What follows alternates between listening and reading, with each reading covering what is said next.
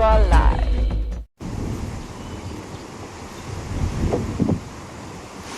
And a very chilly start and good afternoon to all of you around the world, and particularly those of you watching in the grade 10 English class. We're starting our afternoon off with some very damp, very chilly looking impala, and of course all rejoicing that we finally had some rain to break the drought that or at least do something to mitigate the drought that we've been experiencing. Good afternoon, my name is Jamie and I have Brian on camera with me. On the other vehicle will be James and Viam. We're going to see what wonders of the bush we can find. The impala are tucked away, as are most of the animals this afternoon.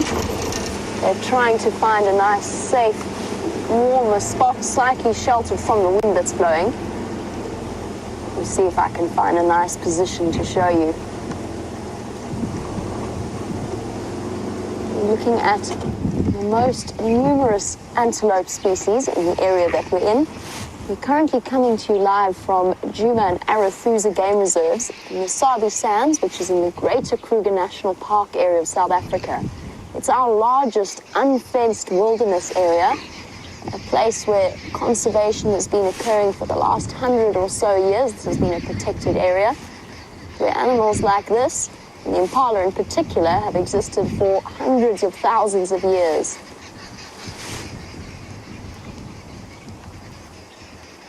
And as we sit and watch the impala, we're starting to just see them, although they're very busy with their meals now.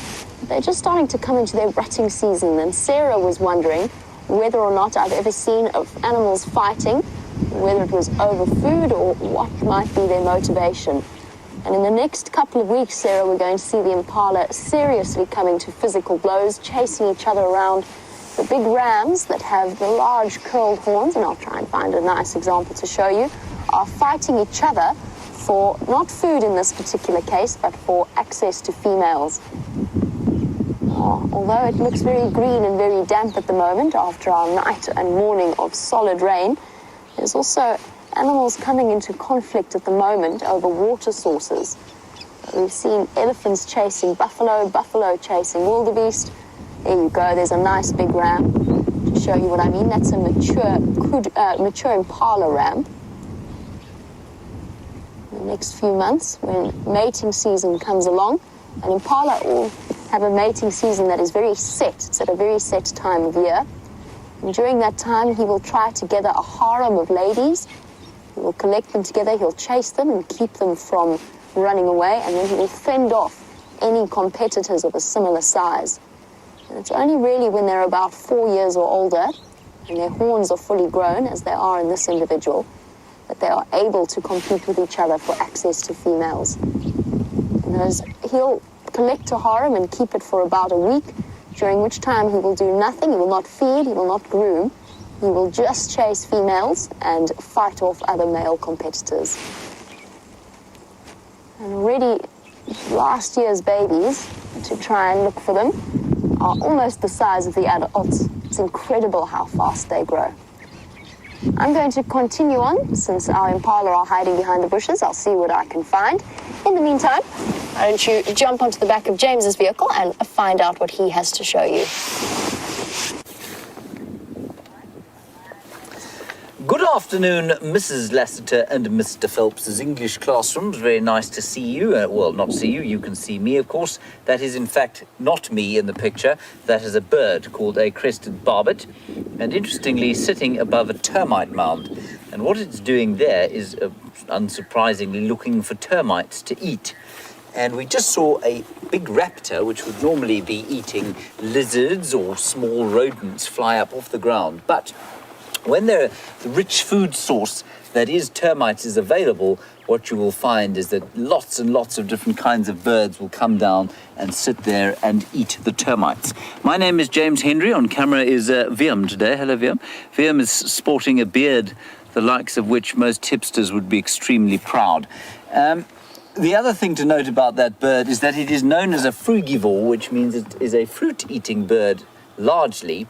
But, as I say, when the rich protein and carbohydrate and fatty source of food that is termites are available, so the termite will sorry, so the bird will eat the termites. Please excuse the English in the last sentence I used. It was very poor. Don't ever use it in the same way. Right, let us press along, see what else we can find. We did see some impala just up ahead, and we're hoping, well, we don't know what's out there today because we didn't go out this morning on account of the fact that there was a large amount of rain during the course of the day. That is very exciting for us, but it does mean that we have no idea who was moving around this morning and who wasn't. So we will be looking at the road, seeing if we can find any tracks, which are basically footprints, or any other signs that there might be some animals about the place. There were lions in this area yesterday. Lions will move during the night, so I think it's unlikely that they're in the same area. And they will also move when it's rainy and miserable. It keeps them a bit warmer when they walk around. And last night we had a tremendous downpour, about 60 millimeters, 68 millimeters of rain. Inches, that is roughly, it's almost 4 inches of rain, which for this area is a massive downpour. Going to one end of the property, these impala are rutting. Look, they're starting to fight. And Jamie was just telling you about them having a fight. You can see them running through there. The reason I don't want to go forward is because there's another interesting thing to show you. But here they come again. I'm not sure if you heard that, but it is a terrifying roaring noise. And if you don't know what that sound is, and you happen to be walking through the bush on foot, as I found myself very early on in my guiding career, I thought I was going to be set upon by numbers of voracious predators who would want to eat me. But in fact, it was just the humble impala who were rutting, of course, and they're rutting because it is coming into mating season and they're full of testosterone. Now, there's a bird, the very bird that just flew up underneath that crested barbet, and it too was eating a whole lot of termites. And that is a juvenile, in other words, young Battalier eagle. Now, the Battalier eagle is a magnificent looking bird, and in his adult form, he's a bit drab as a youngster. But I mean, you know, we all go through ugly phases of life. Some of us are still going through them. Not so, Liam. Indeed. And the Battalier is a brilliant looking fellow. That's him there. He's at the top of the page there. And that's him as an adult, him and her. Beautiful red face, red feet, which you can see extremely drab as a juvenile. Now, the Battalier takes 7 years, if you can believe it, to get to that adult plumage. And until then, he is that drab brown color. But the most interesting thing about a Battalier is not so much how he looks. That tends to be the same as it is with human beings. The most interesting thing about this Battalier is the way he flies. He has no tail. Watch carefully. It's going to go up now. Shallow wing beats. And he has absolutely no tail. Well, that one does. The adults have no tail. And it takes them 7 years to learn to fly without a tail because it is such an incredibly unstable way of flying. So it takes 7 years. Each year, that tail just gets slightly shorter and shorter and shorter and shorter until they're adults. And then it's just a flying wing. And it's incredibly difficult to balance like that. And that's how they fly. And that's given rise to their name, Battalier.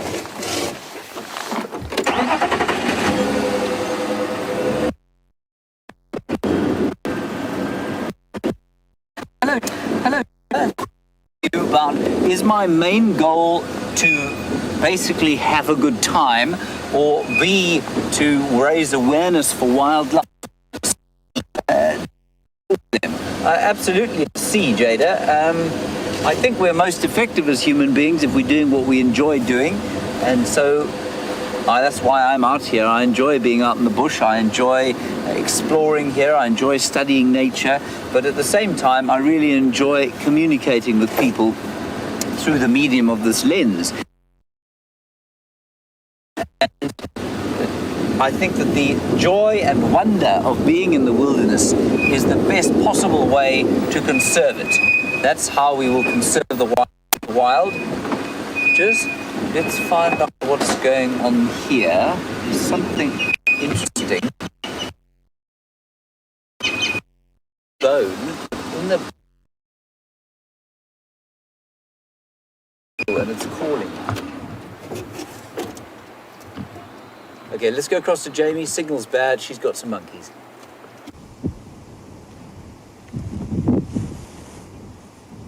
Now look very carefully and see if you can spot the vervet monkeys that have been hiding in the bush.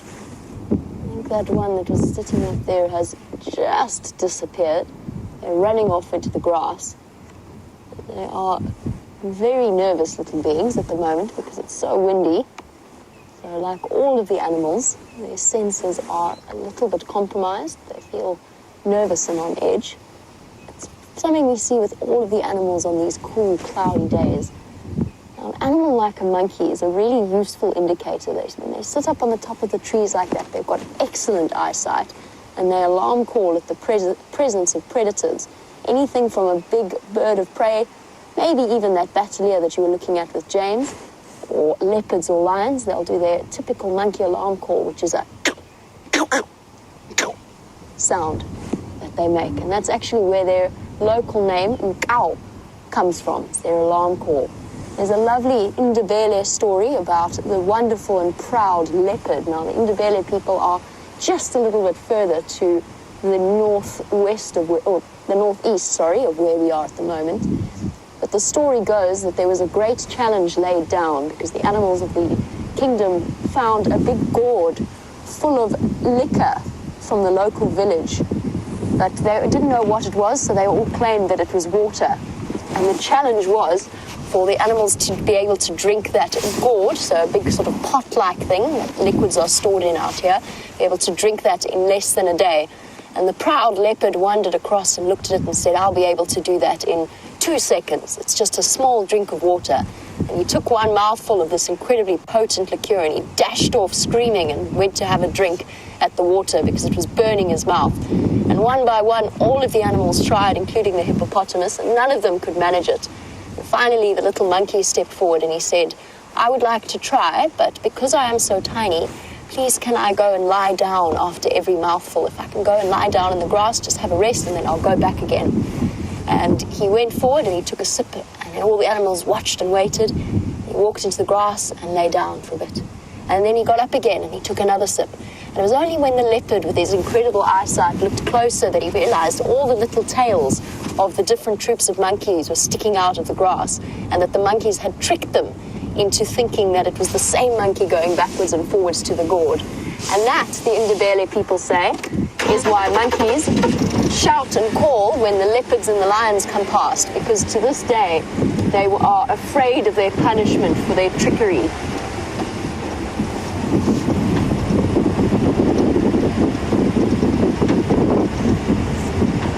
On a rainy day like today, this is when the animals tend to hide in the thick bush.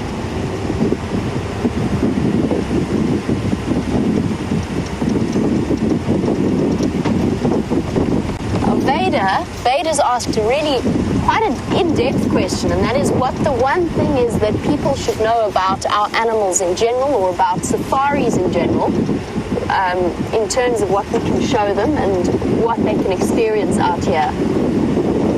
Vader, that's a really tricky question. I think that what people should realize, to me, one of the most important things is just how interconnected everything is. Everything out here has evolved alongside everything else. So the lions have evolved to hunt during the night to avoid us as apex predators, and the cheetah have evolved during the day to hunt during the day so that they don't come into competition with the lions. Certain tree species are pollinated by only one species of wasp, and so on. So everything, even the grasslands, the shape of the environment, the trees that you're looking at the moment, are connected to the presence of elephants out here and the way that they push it through, and the soil types. And the reason I say that that is such an important aspect, if I had to pick one thing that is important, and it's a difficult one to pick one thing, but if I had to pick one thing, that would be it, because that is why it is so crucial to protect absolutely and to value everything from the smallest millipede to the biggest elephant and the tallest giraffe and the most fearsome lion. They're all connected in a way that we're actually only just now beginning to fully understand. And our understanding of conservation as a whole has grown and evolved with it and changed in the way that we choose to protect and how we think that we are best protecting this incredible environment that we get to share. Vader, that would be my answer, but it's a very broad question. I think for me, I know that you asked James about whether our main purpose was raising awareness or for pure entertainment. And for me, one equals the other. Basically, I think for all of the presenters and for all of us, our primary love of the job that we do comes from being able to share our fascination and our enjoyment of this environment with others. There we go. That would be my one answer to your question. I'm going to send you back across to James. Let's see what he's up to, and I'll catch up with you soon.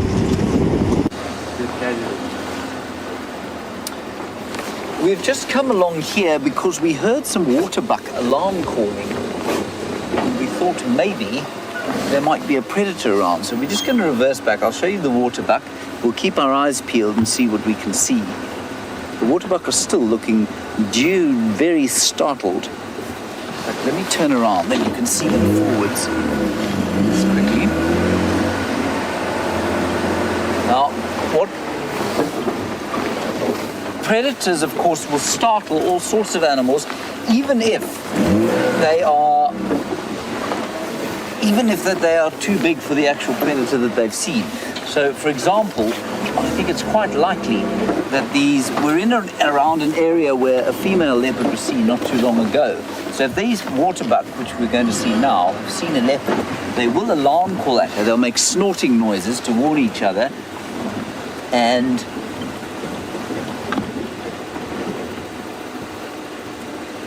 even though that she is definitely not big enough to take a waterbuck like this. So let's just look at the waterbuck, and we'll just sit here for a little while and see if we can hear anything else. There are the waterbuck. They look like great big fluffy teddy bears. They aren't, of course. They're an antelope species, and it's quite a large herd of them. And there's some more over there again.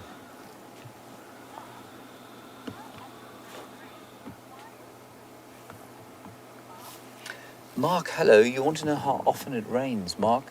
One of the things about Africa is that its climate is massively variable. So the whole concept of an average rainfall on this continent is somewhat misleading. While we have an average rainfall here of about 550 to 600 millimeters of rain a year, sometimes it's as low as it has been this year. We've gone just over 100 millimeters now, and then, of course, it'll go all the way up to sort of 1,000 millimeters in a really kind of wet year. I'm just going to pan around here and see if we can't see anything with the camera. Anyway, so Mark, I mean, it's special that it's rained here because often it's dry, often we're waiting for moisture. It gets very hot around the summertime. But it's so special this time round because we're in the middle of the worst drought since 1904. So the hottest summer in recorded history. Now that is quite something to say, and I think it's evidence of a few things. Firstly, that the world is getting hotter, as we know, and secondly, I'm just listening. Waterbuck is still looking quite carefully, but now they seem to have relaxed a bit. Anyway, let's carry on a bit. Mark? So to say how often it rains here is basically so completely impossible. It will rain, it will vary so much that it's impossible to say. That said, we do know that during the winter months it won't rain. And that's probably from about the end of April all the way to September, October into spring, it won't rain at all. And then we're normally now, round about now, at the end of the rainy season. So most of our rain should have come in January and February, but we've had nothing. So that's why it's so incredibly exciting that we had that huge amount of rain last night. Like I say, almost 4 inches worth, which for out here is absolutely massive. Right, nothing going on there. Let's see what else we can find. Now Sarah, you asked a very brilliant question, especially having looked at those very fluffy waterbuck. You want to know, how do they deal with the heat here? Well, Sarah, first of all, those waterbuck, their hair looks a lot thicker than it actually is. It's actually quite thin and sparse, so although it's long, that gives it its thick look. It's not very luxuriant at all, so they are not affected by their fur. But Sarah, they lose heat in the same way that you and I lose heat. They sweat, they stand in the shade, they go into the water if it gets too hot, and then they also have a sophisticated thing, and I'm not sure how relevant this is to your English learning, but they've got an amazing system called the carotid rete system, where the blood vessels coming out of the heart go into around the nose, and when they breathe in through their noses, that blood is cooled and it goes up into the brain and keeps the brain cool. There's a batelier, there's an adult batelier. It's actually not an adult, it's also a juvenile. You can see the way it flies, wobbling from side to side, very distinctive. So Sarah, those are the main ways that an animal stays cool, and a lot of them actually will keep their brains cool, and they're able to allow the rest of the body to get very hot, and oryx is a brilliant example of that. So their bodies can go up to 42 degrees Celsius, which is about, what would that be, about 109 degrees, 110 degrees Fahrenheit, which you know that as a mammal, your proteins will start to denature pretty soon after that. But their brains remain at a sort of a crispy 36.5 or 37, 98 degrees Fahrenheit, which is of course the body temperature that you and I have, and that's kind of optimal for all mammals. That's how they stay cool. And I think coolth is not so much an issue as is warmth for a lot of the animals. If we suddenly have a cold snap, you can get an animal die off. So this rain would have been very difficult for a lot of the very small antelope to deal with. Remember, we've got new kudus, new waterbuck around at the moment, and also we've got lots of little impala lambs running around, so they would have struggled during the cold last night. Jamie's got some warthogs. Let's go and have a look at them.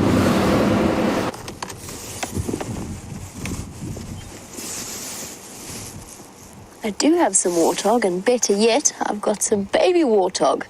Just on the right of your screen, behind the trees, it's a female on the left, and the rest of her family off to the right there. And hopefully they're going to move into some clearer view.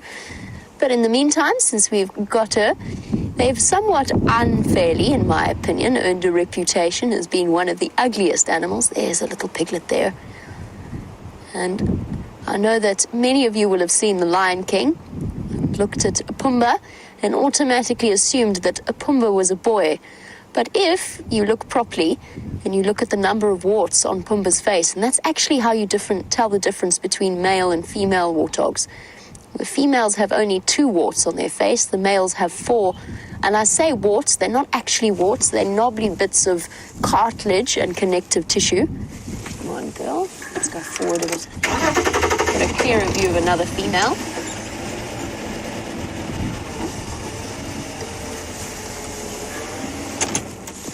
So Pumbaa is actually a female.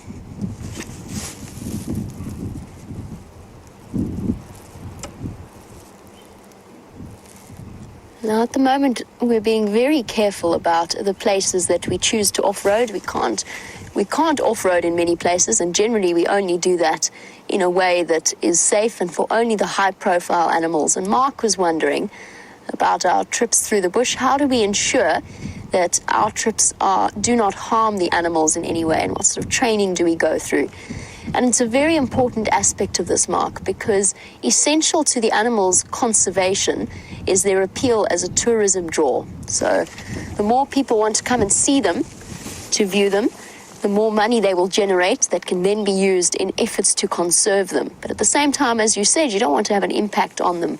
And it's an important combination of training and experience and reading the animal's body language to make sure that you are not in their personal space. To say that we don't have an impact on them is completely unrealistic. We do to an extent. Our vehicle moves past them. It just so happens that after as many years as these animals have experienced cars going past them, they've learned to ignore them, they don't bother them. But if, for example, we come along in the middle of a hunt, then we immediately switch off. We let the animals go about their daily business without trying to reposition to get a better view. You just have to let it unfold as it would naturally. And at night, we don't ever shine our spotlights on diurnal or daytime animals, because prolonged exposure to the light is actually going to take away from their ability to see in the dark. So those are a couple, just one or two of the things that we do, but it extends from everything to driving off-road. This particular area I'm driving in, there's no way I would even consider it after rain without doing considerable damage to the area. And you just make sure that you have as much of a negligible impact as possible on the animal. And always an important rule, animals have a personal space boundary. There's a zone at which they are alert and uncomfortable in your presence, and you never want to breach that distance. And on that subject, of course, we, as guides, first and foremost for us, our ethics is most important, and our love of what we're doing is most important. And Madison was wondering whether or not I've ever become attached to an animal, and I presume you mean in a wild context rather than a domestic context. Madison, yes, I have, multiple times. I actually used to work in a much smaller area, and I worked a great deal with rhino, and I've got very, very attached. I've spent many, many hours tracking and following particular individuals and making sure that they were okay. So that is something that I've formed a major attachment to. And then, of course, now working in this particular area with the knowledge that we have from our viewers who've been watching the animals for years and years, I know they've formed a very intense attachment. It would be next to impossible for us to see these animals every day, to follow their stories, to follow their successes and their triumphs and their heartbreaks without forming some sense of attachment to them. But yes, it does happen. It's something that is difficult, because once you do that and you name them and you form a bond with them, then you become intricately involved. Your emotions are entangled with what happens to them, and nature is both beautiful and it can be very cruel at times. So you have to face it, you have to accept that if you love nature, that comes with the losses involved as well as the joyous and wonderful moments as well. Like, for example, yesterday, Madison, just having looked at those warthogs, there was a very ill female warthog, and yesterday we happened to bump into a male lion that pulled her out of her tunnel, out of her burrow, but she had already died. But it was just very sad to see. We've been seeing her regularly. She had 2 piglets. And Jalen was wondering, how big can a warthog get? The answer, Jalen, is pretty hefty, actually. Not much bigger than the females we saw there. Probably a male would be about a third extra of that size. So if you're familiar with Staffordshire Bull Terriers, is what I usually compare them to, a really big male warthog would probably equate to about that size and weight. There's also a lovely story about why the warthog is so ugly. I personally don't think they're ugly, but there is a story about it. And it stems also from further north in Africa. And that is that the warthog used to be beautiful and very boastful. Got a lot of little impalas here. Try and find you a nice view. The warthog was beautiful and boastful and vain, and he went out of his burrow one day and went to go and find somebody to boast to about how beautiful he was. And while he was doing that, the porcupine went into his burrow and settled down for a nice rest. The warthog found a male lion, and he was parading around in front of him to say how gorgeous he was. These impala are also equally pretty. And the male lion was in a terrible mood, and he finally lost his temper with the boastful warthog and chased him back to his burrow. And warthog shot inside, face forward, and straight into the porcupine quills at the back. And from that day onwards, he was full of bumps and knolls and scars. And that's why the warthog is no longer pretty. And also why the warthog always backs into his burrow, which they do, bottom first. Of course, in fact, the reason that they back into their burrow in that way is so that their tusks are facing forward and they can defend themselves where possible if there's any kind of threat to them. Impala, on the other hand, really you cannot argue with the fact that they must be one of the most attractive antelope species. Their dusky red color, nibbling away at the leaves. Now, it's not just the big mammals that we stop for, one of the things you've got to enjoy is some of the little minutiae that the bush has to offer. So let's have a look at the tiny little creature that James has found. Right, I'm standing here. Well, I'm actually lying down on a castle of clay, so-called the termite mound of Macrotermes natalensis, the world's most astonishing animal, I believe. And there are lots and lots of termites here. You can see them. You might be able to see a soldier here. I'll try and bring him to you. He has got nasty little pincers on the front of his face, and he's there to defend the workers, who are the ones without the pincers, and they've been building here, and they will do this after rain. They will start to build the mound like that. And this whole mound that I'm lying on is probably about maybe 20 to 30 years old, and inside it is a queen, and she would have been replaced at various stages. She can live for 15 years, a queen termite, so that's pretty impressive. Now, what I will try and do is bring you one of these termites. I am, of course, taking a great risk by doing this because they do bite rather viciously. Ah! It's the best way to catch them, of course. That is a termite, and you can see that he is savaging my finger. This is deeply painful. Luckily, I am extremely brave, aren't I, Vim? Oh dear, he's gone. I'll have to fetch him, put him back on his home. There we go. There we go. See, I am rescuing him. We'll put him back. So, the interesting thing about these termites, let go, come on now, is that they are what we call fungus-growing termites. Now, most of the animals in the world, believe it or not, cannot digest plant material. So every grazer that you've ever seen, every horse, every cow, every deer, every moose is unable to digest grass. Did you know that? And that means that they need help to do that. And the help normally comes in the form of bacteria in the gut. But now, these termites don't have that bacteria in the gut, so what they do is they grow fungus. They have gardens of fungus underneath the mound here that will help them digest that plant material.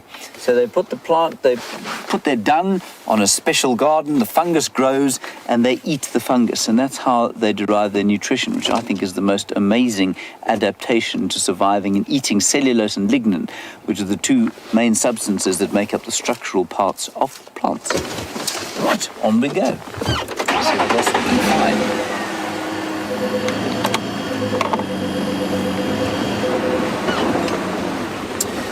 Well, Lisa, you want to know how often animals attack us? Well, you see, I was attacked twice there by the same termite within just 2 minutes.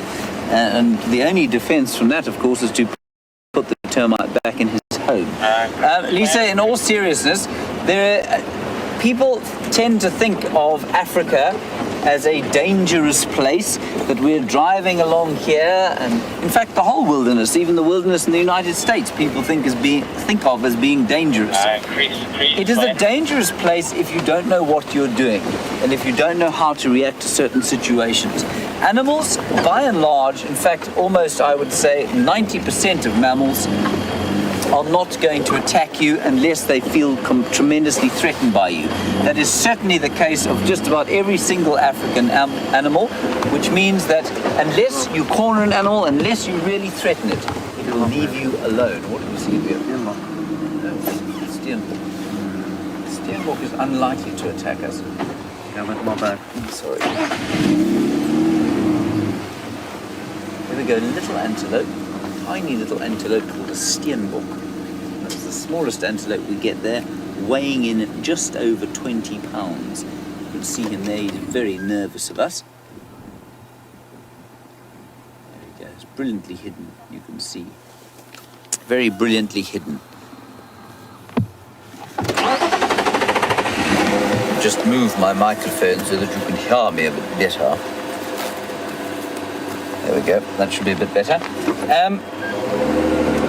So, by and large, animals out here will not attack us, as I say. And so if people talk, I don't like to use the term aggressive, I don't like to use the term dangerous at all. And so when we talk about animals out here, we talk about animals that do have conflicts with human beings as being threatened. Because we, of course, are the ultimate predators out here, which means animals are afraid of us, and because they're afraid of us, they become threatened, and then they might attack. So, we don't get attacked. It's very unusual to get attacked, and if you do get attacked, it's normally because you have not read an animal's behavior correctly, and you've stepped into the space where they don't want you to be. Okay, let's head across to Jamie, see what else she's got.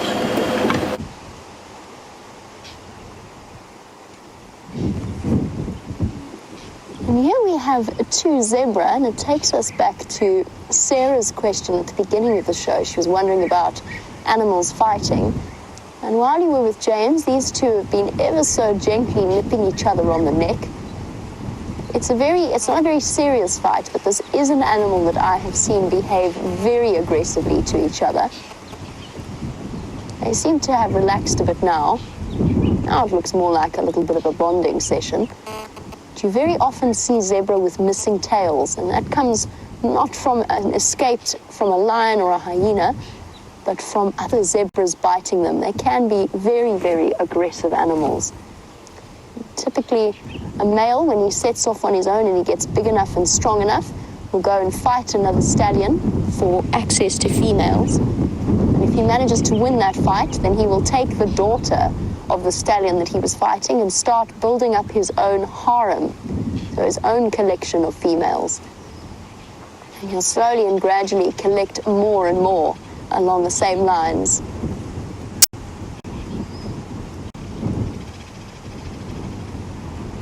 There you go, ears back a little bit.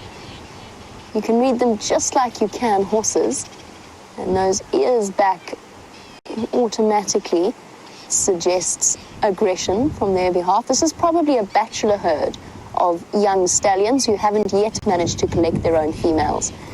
And sometimes their fights can get incredibly vicious, sometimes even the little ones can get involved. And Lorenzo was wondering, are we obligated to do anything where we see animals attacking each other?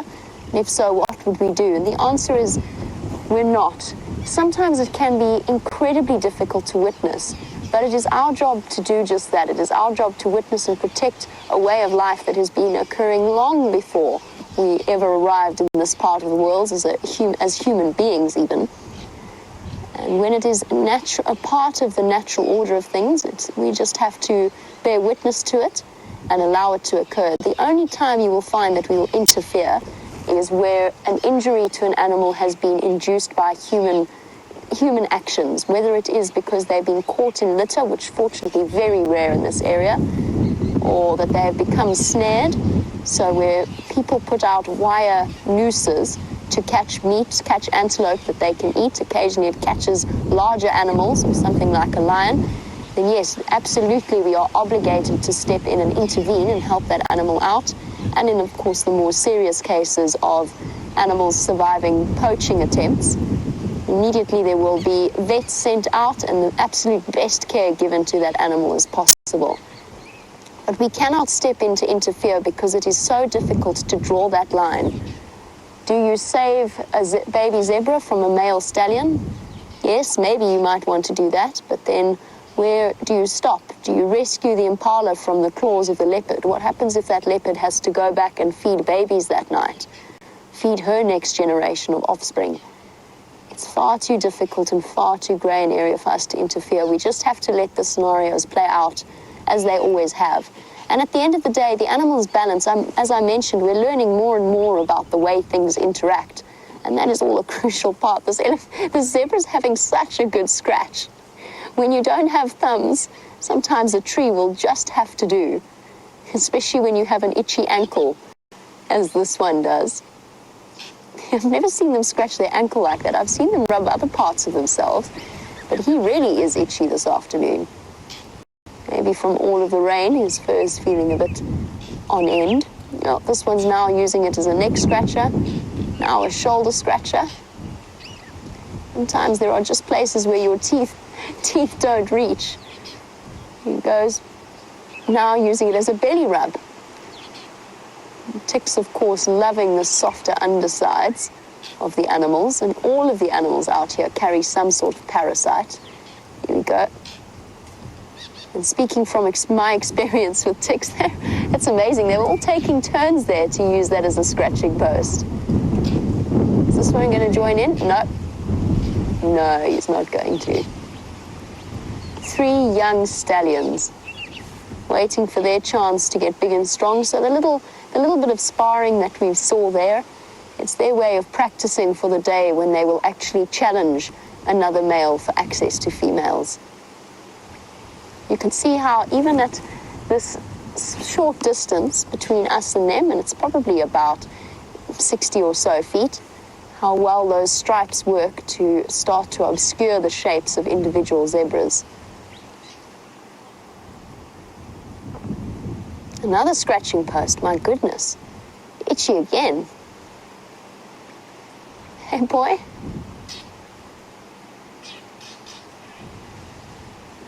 As our zebra disappear into the bushes, James has found, in my opinion, one of the most attractive antelope species that we have in the entire Sabi Sands. So why don't you go and have a look? I'm afraid the attractive antelope we found is absconded. There we go, Liam. He's just over there. He should be a small pinprick on your screen by the time we get... Well, there he is. That's called a nyale, everybody. And the most interesting and beautiful antelope we get out here, I think, simply because he is totally sexually dimorphic from the female. And, of course, all the antelope out here, the males generally have horns and the females generally don't.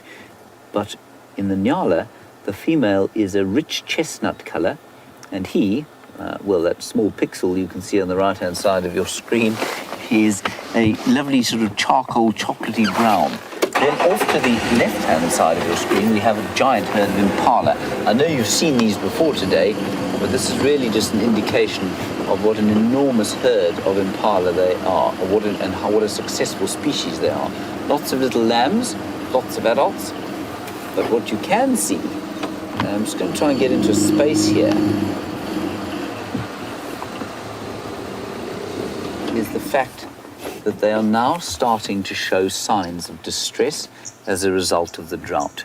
They are skinny, their ribs are starting to show, which normally they wouldn't, and you've got to look a bit carefully if you want to see it. But you can see that their ribs are starting to show, 1 or 2 of them, their hips are starting to show, and all the ruminants and all the herbivores, when their hips start to show like that, you know that they are getting skinny and things are a little bit tough on the nutritional front. So they're going to struggle a bit. Now, this rain would have helped them. Of course, we've got to the end of the growing season, so there won't be a huge flush of grass as a result of that rain. There we go. Now, Nicole, you want to know if there are any sort of areas that all the animals seem to head towards? No, there aren't. There will be some seasonal migration around here, but remember that most of the water in the Kruger National Park is pretty fixed. And so, yes, animals will move to and from water, but there are no kind of specific areas that all the animals will move to, no. Remember, water is the limiting factor out here. Water is the one thing that none of the animals, well, there are a few of them, but very few animals can do without. Impala, a great example of that. Elephants, another brilliant example of animals that cannot do without water, and so they must drink every single day. And so at a time like this, when water is scarce, they will all tend to move towards the water points that there are. But there are some sort of fixed water points in the private reserves where we are, because because the landowners do pump water for the animals. And that's obviously a fairly controversial practice as far as ecology goes. All right, we're on the boundary of our reserve now, and we were hoping to see if we couldn't find some lion tracks along here.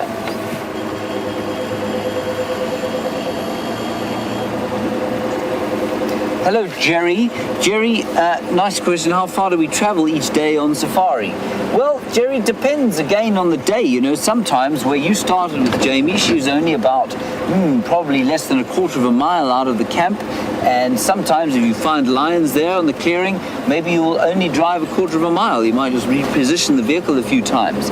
Then you might be where I am. I'm on the far eastern side of the reserve, and we can do up to, say, I would say not more than 15 to 20 miles during a drive. I'd say that's probably the maximum amount that we would ever do during one drive. But if you go to East Africa where the space is much larger, or you go north of us into the Timbavati, or south of us into the larger properties of the Sabi Sands, well, you can easily drive 50 kilometers, or what would that be in miles? Probably about, I don't know, 50 kilometers must be 30 miles. So 30 miles in a drive, and sometimes even more than that.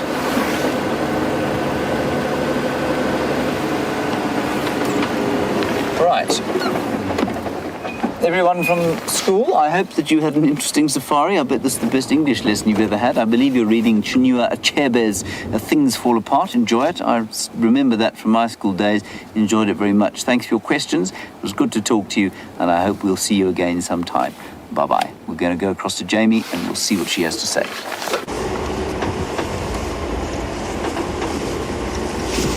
I haven't actually personally read Things Fall Apart, but I have read some of the other Achebe books, and I do hope that you continue to enjoy your syllabus.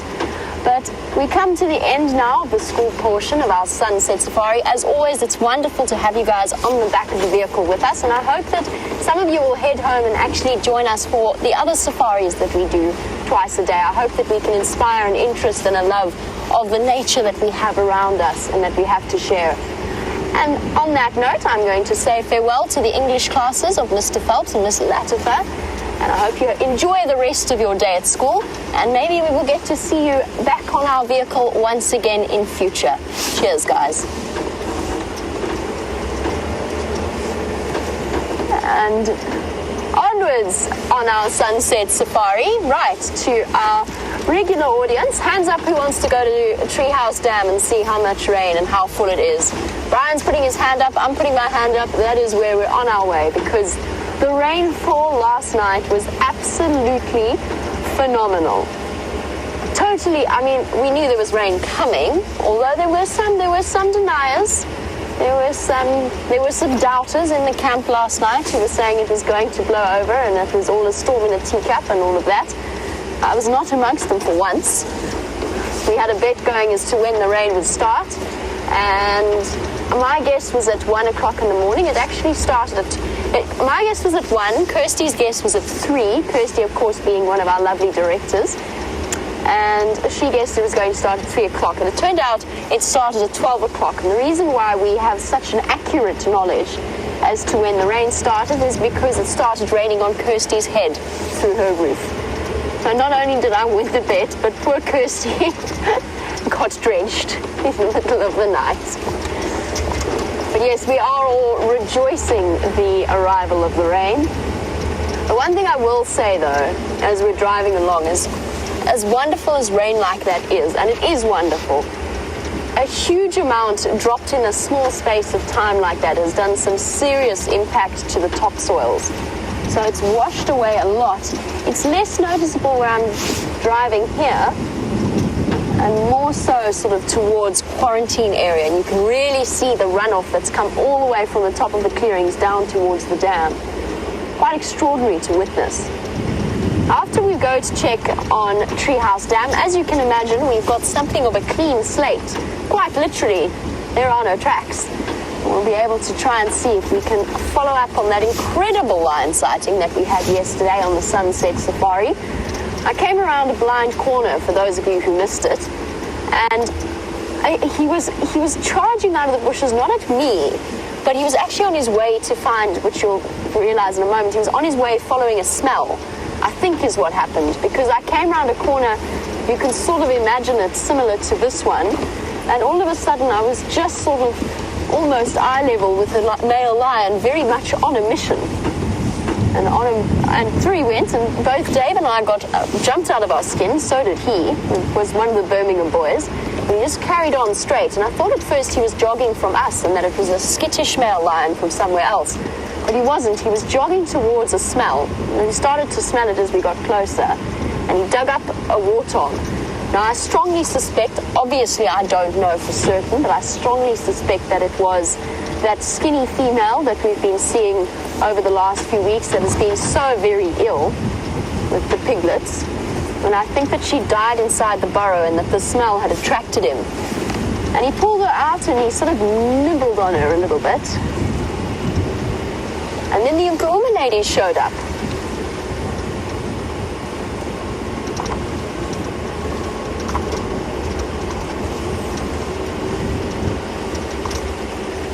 a really good point. So yesterday evening when he pulled the warthog out of the burrow, there's one very, very skittish wildebeest. I don't think he's going to stick around. I know you guys have been upset that we hardly ever see the wildebeest herd anymore. Sorry, guys, I'll get back to that in a moment. But there's the skittish male that lives in this area. He doesn't really want to be on camera, though. Probably going to find that reaction from a lot of the animals this afternoon. I think they had something of a terrifying night last night.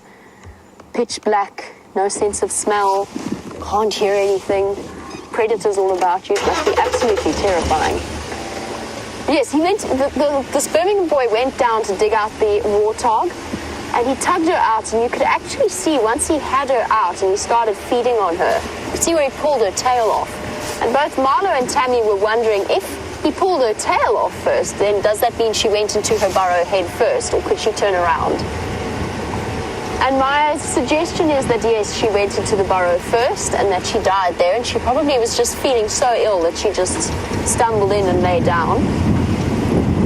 Possibly even died in her sleep. There are patches of warthog burrows where they can turn around, so it's not as though they are completely restricted in terms of the space that they can move around in. But I think that she probably just went in head first. I don't know, in answer, for those of you who missed yesterday, and in answer to your question that I know is coming, I don't know what happened to her piglets. When the lioness arrived that night, she also went and tried to dig inside the hole. I don't know if that was because of the smell of the wildebeest, watching the wildebeest run away, the smell of the warthog, or whether or not the piglets were still inside, and whether or not it meant that they had maybe died. I honestly can't tell you. I'm very much holding thumbs for them. I'm almost glad in a way that that female warthog's suffering is over. She was looking terrible. Wow. Look at that. This is so exciting. I'll show you now what I'm talking about. Those of you who've been watching the slow sort of disappearance of Treehouse Dam, let's just have a look at this. Awesome. So much water. I'll go up onto the dam wall in a moment. I know how slippery it is up there though after it rains. So we'll go a little way, maybe not all the way across. I nearly slid down that side once before, so I'm less than keen to repeat that experience. Let's go have a look at this.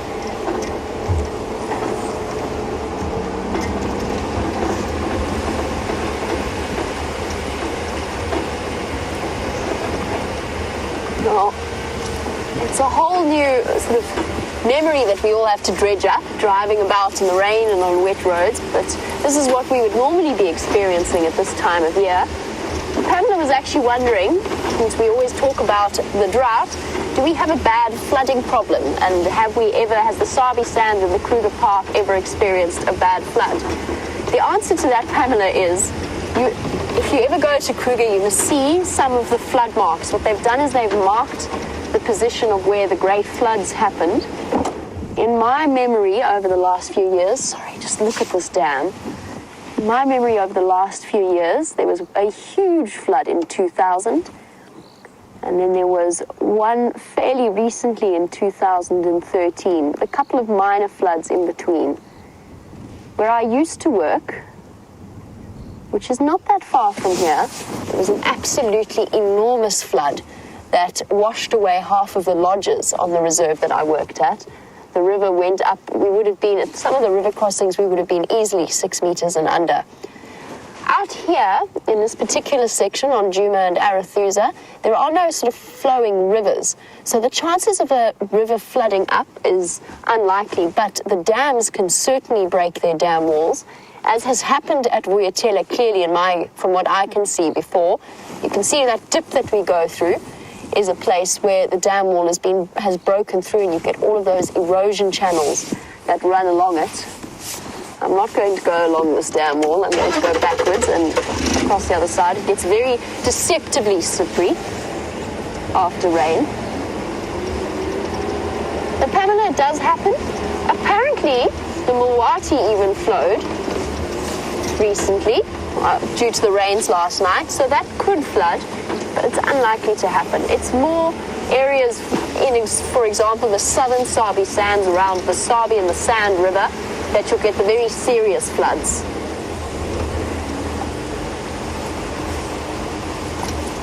We've stopped at Treehouse Dam and had a look at how full it is, and I'm sure you're all wondering about the other dams. As luck would have it, James has arrived at Buffelshoek Dam, so let's find out what that's looking like.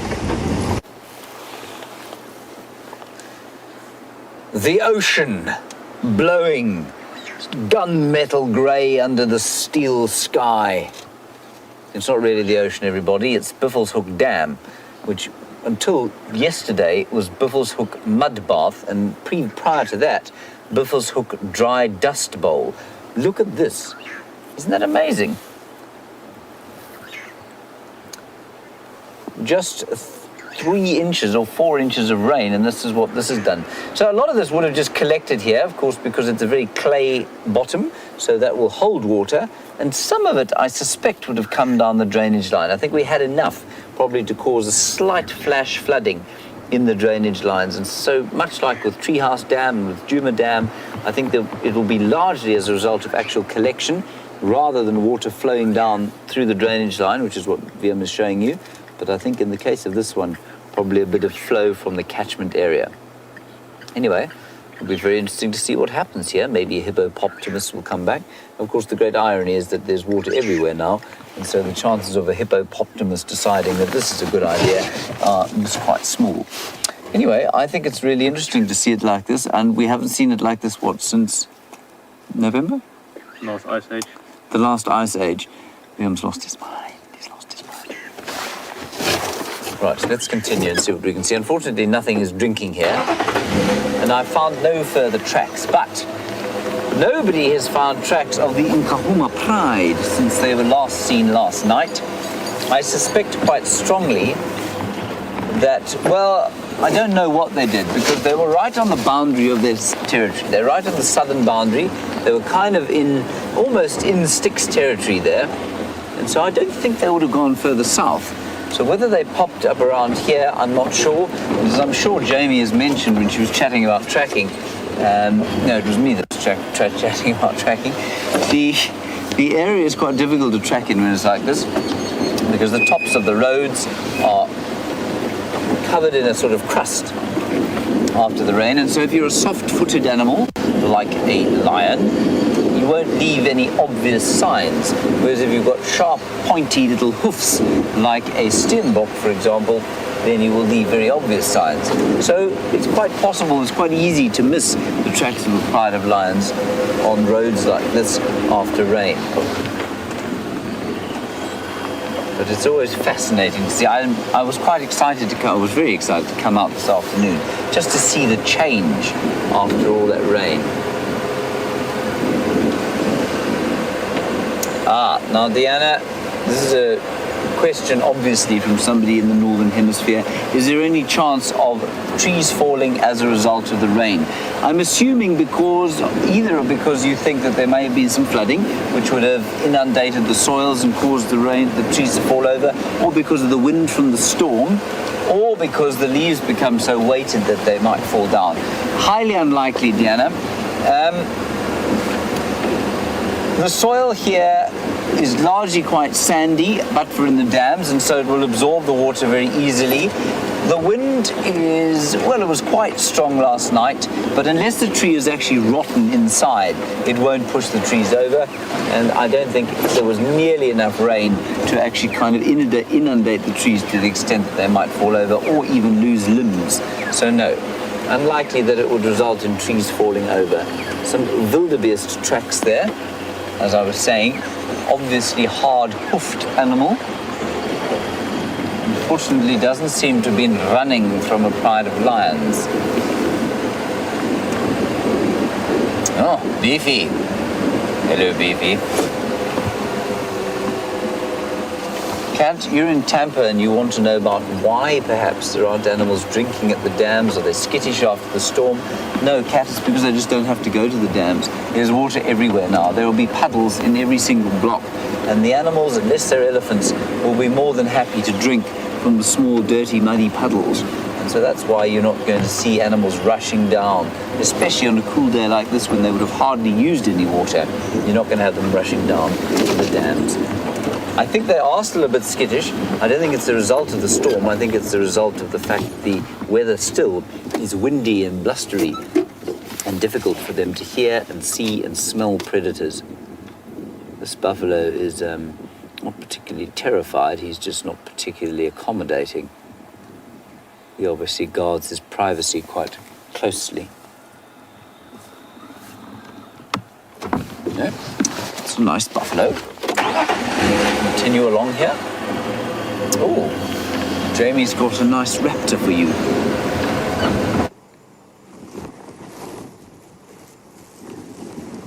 We have a lovely raptor to show you, somewhat soggy and drenched, as are all the animals of the Sabi Sands at the moment, including us slightly. But immediately that upright posture, sitting straight up in the tree and the slightly fluffy head, even if he is a bit puffed up because he's cold and damp, is a giveaway for a brown snake eagle. When you're looking at identifying birds and raptors in particular, you're looking at a general impression of the size and the shape. And with that comes the way in which they hold themselves. And snake eagles in particular tend to have an incredibly erect way of sitting, looking down for any potential prey. Now this weather will be a boon for the snake eagles and all of the birds of prey, only of course once the sun starts to come out, because at the moment it's very windy, very cold and grey, and flight is not all that easy when you're dripping wet. It probably has dried out a little bit. But the weather will bring out snakes and frogs and insects and all kinds of things that would be on his menu. Definitely exciting times. If we're lucky, we might even see him preen a little bit, rearrange his feathers as they get fluffed up by the wind. And as most of you, I'm sure, know, as with all birds, and that applies across the world, they are covered, or they have special glands within their skin known as preen glands that secrete a special type of oil, which on rainy days is essential because it essentially waterproofs the little filaments of the feathers. Make sure that they don't become completely waterlogged, because if they were to, they would get very cold very quickly. Amazing how there's been a drop in temperature from yesterday's boiling hot, sweaty weather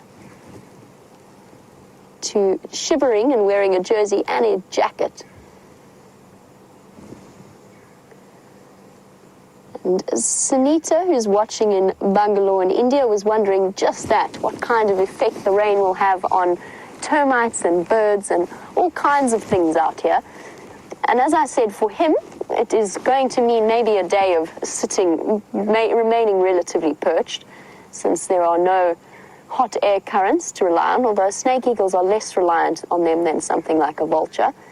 But they're feeling a little bit uncomfortable, so they'll probably spend most of the day perched up like that. You can still hunt, but for something like a vulture, a rainy day means a day on a tree. That is what it essentially comes down to. They can flap short distances, but they are adapted for nice warm days when the hot air currents produce thermals. So hot air rising up from the ground, the vultures can stretch their large wings out and soar upon the thermals without expending too much energy. But for all animals, eventually the rain is going to be a boon for them. The termites are going to come out en masse. We're going to be seeing more and more of the winged reproductive termites. And you'll probably even notice them tonight. Once it starts to get dark and we're driving around, they will be attracted to our vehicle lights and our spotlights. And we'll have another one of those drives where we're sort of pulling termites out of our hair and out of our clothes and off the vehicle. I can hear frogs. Sunita, there are frogs out already. The tortoises will be coming out for a drink. Already the land snails have apparently made an appearance. I haven't seen one yet, but the land snails will be coming out. The reptiles are out. The snakes will be out trying to catch the frogs. It will just be an exciting time for everything. And as soon as the sun comes out, we will notice. He just took off, unfortunately. And where's he going to go? Might come flying around here. But the the instantaneous effect once the sun comes out on the amount of greenery that the ground produces, the new fresh green grass shoots. We're right coming up to the end of the growth season for most of the plants out here. So this last minute rain has been absolutely awesome. I'm so grateful that we had it. And Patrick is just saying he can't wait for the sun to come out so we can see the grass coming through. And whilst this rain will not have fixed everything, and it won't have completely, it can't repair the damage of months' worth for lack of rain, it still will have contributed greatly to potentially increasing certain animals' survival over the next few months. The fact that the dams have filled up as much as they are is an awesome start. We're all very grateful. We still have hard months ahead though. And Cindy, yes, there is more rain predicted. From what I can tell, it could start drizzling even into our sunset safari. I say that with great confidence, but I'm of course not very good as a meteorologist, and I've learned to set very little store in the predictions that come through. But I'm fairly certain, judging by the temperature and the feel of the air, that there is more rain on its way. And it remains to be seen. I think it's meant to be cloudy for the next few days, whether that comes with drizzle or not. Now, typically, on a normal summer, we would have easily a 2-week period where we would just have almost solid rain in the same way we had last night. That's what happened 2 years ago, where the floods occurred. So it was slightly more than expected. But that is a typical summer rainfall pattern, not what we've been experiencing at the moment. We should have been having downpours like this maybe once a week, maybe twice a week, and that would have put us on a more normal level.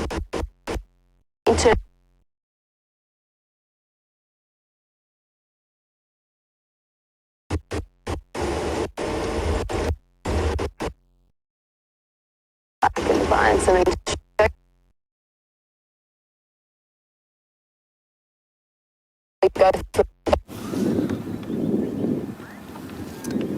Well, we were just talking about animals that might want to come and have a drink. And here is one of the puddles that is filled up as a result of the rain. And that impala looks like it wants to have a drink, but I think it's a bit nervous of us here. It's completely normal, of course. Animals will be scared of us, and they will be very nervous to drink when there's anyone around. So they'll probably just wait for us to move off. And we had a wonderful sighting a little bit earlier. I don't know if you were with us for that school drive, where 2 rams were chasing each other. Now, the testosterone levels of these rams is starting to ramp up.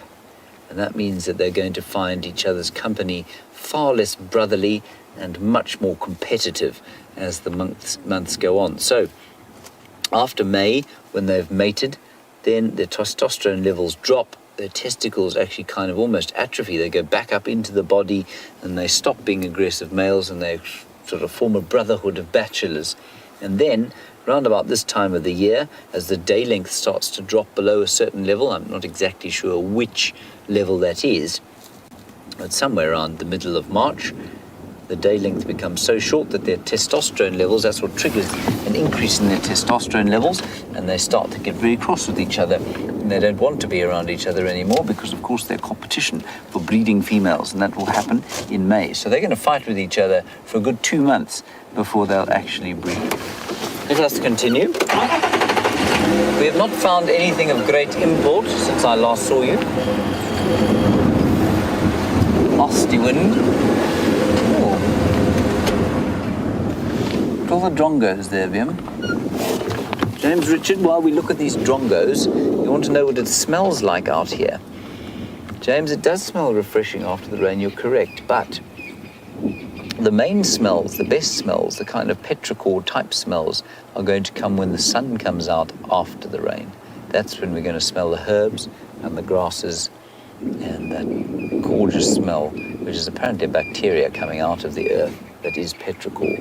Now, with the wind blowing like this, it does smell fresh, but it doesn't have a very strong scent at all, and it's because this front that has delivered all this rain to us is still overhead. Are those wonderful drongos? There are about, how many are there? 1, 2, 3. There are at least 3 of them there. And they'll be gleaning for insects. Now what that means is, normally a drongo is a hawker of insects, so it'll fly out, catch an insect in the air and fly back. Yep, there we go, exactly like that drongo just did. That's why they've got that forked tail. It allows them to be incredibly maneuverable and stop suddenly in the air, a bit like a swallow. But they will also pick up insects if they're on the bushes and on the branches of the trees. And I think that's what they're doing here. And they'll also jump down and eat like a roller wool, which is on the floor. Him sharpening his beak there. I'm sure that this little crew is probably a bunch of siblings. Have you had enough of them? You've had enough of the drongos there, Vim? Okay. Moving on there. So I'm sure they were probably all born around this tree.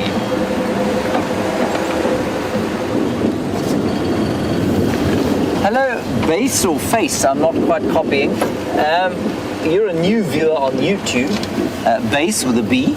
You're a new viewer on YouTube and you want to know how many different birds we have here at Djuma. Base, we have potentially about, I'd say a total list of about 300. Now, that will include about 50 vagrants. Now, a vagrant is a bird that comes into the area, it's seen once, and it disappears again. So I think you'd say you'd have a regular species list of about 250 birds, and it would go up to 300 depending on the year. In a very wet year, you'll get many more than you will in a very dry year like this year. Completely unlike today, but like this year, we've had a pretty average birding summer. On a wet year, you'll get lots of different things that aren't normally here coming in. Things like the widow birds and white-winged widows and red-winged widows, and that's always an exciting thing to see when you've got a big year like that, especially when there are grasses, and the grass plants, when they get big and they produce lots of seeds, attract all sorts of birds that wouldn't normally be here. So base, why don't you start keeping a list? Lots of our viewers keep lists. I think the top one that I've read is about 200 strong already, so that's birds that have been seen on live drive, which I think is really impressive. I've seen 1 or 2 others with more species than that, but they tend to be works of fiction, a bit like J.K. Rowling would be proud of.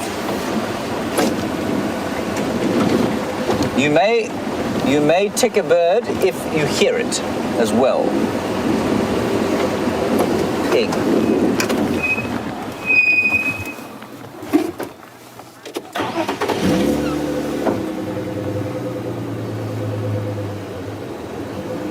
There's a big warthog boar in there. Well, he's big in so much that he's got an impressive set of tusks, but he's not actually very tall. Is he? Can you get anything of him there? I suppose there you go. Really impressive tusks, but he's not a big boar, so I think he's going to be a monster when he's really come into his own. While we peer at those white tusks through the bush, the one thing I want you to notice there is the colour white and how easy it is to spot out here. You can see the grey. You can hardly see the grey of that warthog, but that little kind of browny white mane that he's got and the whiteness of those tusks, you can absolutely see. Does beg the question as to why on earth they should be white like that. Look how brilliantly hidden he is. That's brilliant. What a brilliant picture. Yeah, this is I have to compliment you. I think that's a really excellent idea of yours. Helen, while we watch that warthog disappear, yeah, he's a young boar. He's going to be really impressively sized. You want to know if there's going to be an influx of insects as a result of the rain. Helen, there will be once it warms up. There won't be while it's still cold like this. And cold, of course, is a totally relative term.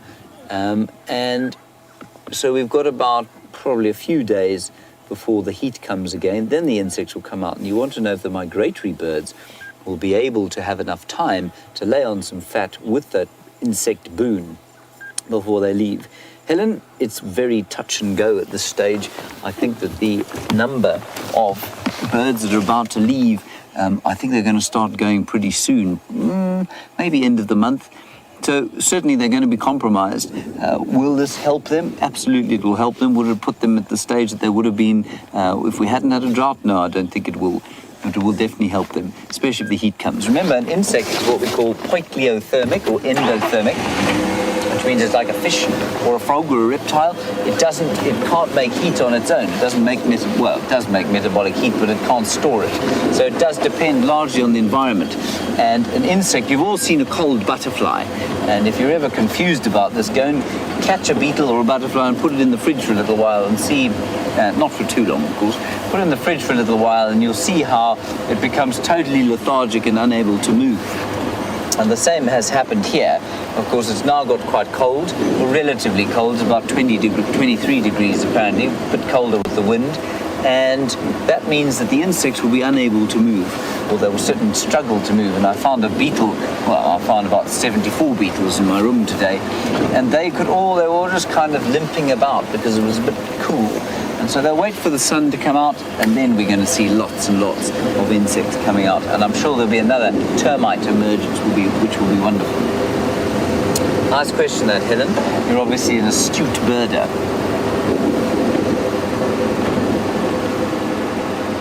Now we are going to continue lurking around here on the eastern fringes. I'm just going to keep trying to see if we can't cover all the roads in the east here and see if we can't pick up tracks of the Djuma Pride.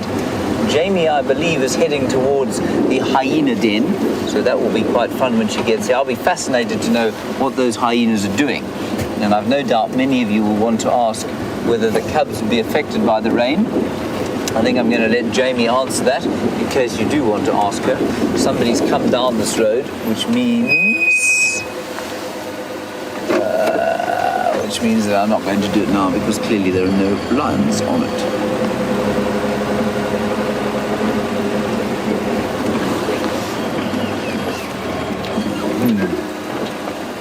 This is a really cool question coming from Jack. Is there a risk that Karula's cubs may have drowned or become wet by the rain? Yes, there was a risk, and I was worried about it. Until Liam and I drove past where she was last seen with the cubs, and there were we had to drive over the road in order to get to the eastern side of Cheetah Cut Line, and there were some waterbucks standing on the road. And we think she's got them in a culvert underneath the road, and they were standing around alarm calling, sort of trying to smell. They could smell something, and they'd look one side of the road and look the other side of the road. I'm pretty sure that those cubs are completely safe inside that culvert, and they're absolutely fine.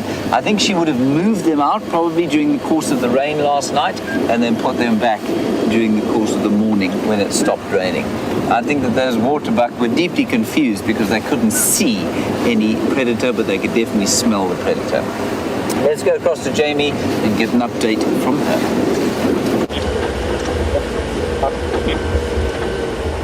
I'm just doing a little bit of a tour of the different dams. I'm actually slowly making my way towards the hyena den. That is my plan, since it is so nice and cool, and I was planning on getting there. Look at this, it's incredible. I was planning on heading there yesterday. Brian is grinning in the back as well with just how much water there is in the dams. It's incredible.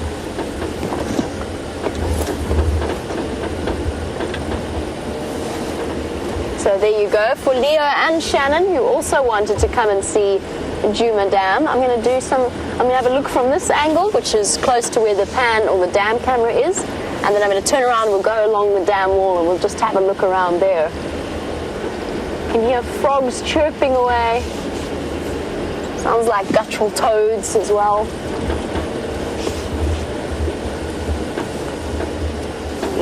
Take this point to just do a bit of a U-turn, and then we can stop and observe what Djuma Dam looks like. Well, there's water in it, which is the first time in months since it dried up. When did it dry up? It was about August last year that it went dry, August or September. Now we're looking at it with more water in it. That being said, in a normal rainy season, this water would extend all the way along, and it wouldn't just stop there where it stopped. It would continue right the way along the drainage line. Just look at that. You can hear the buffalo weavers chirping happily away.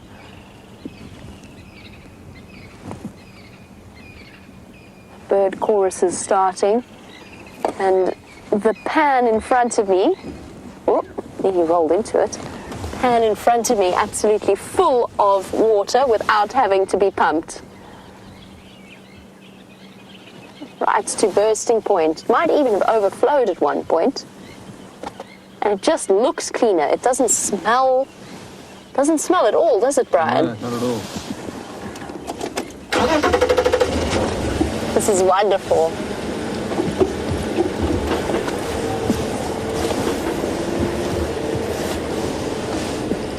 That's a really good question from Sally, because it's something that I've been wondering about. And I actually went to go and investigate Buffelshoek on that subject. So Sally was wondering how long it's going to take if the water stays in the waterhole for the fish, and in particular obviously the catfish, and maybe even killifish if there are any in this dam. But for the catfish, that when the dam dried out, we spoke to you about the ability of catfish to bury themselves in the mud and to surround themselves with a wonderful, it's semi-permeable mucous membrane that allowed them to breathe but didn't allow them to dry out. And Sally was wondering how long is it going to take for them to pop back out now that there is rain in the dam or water in the dam.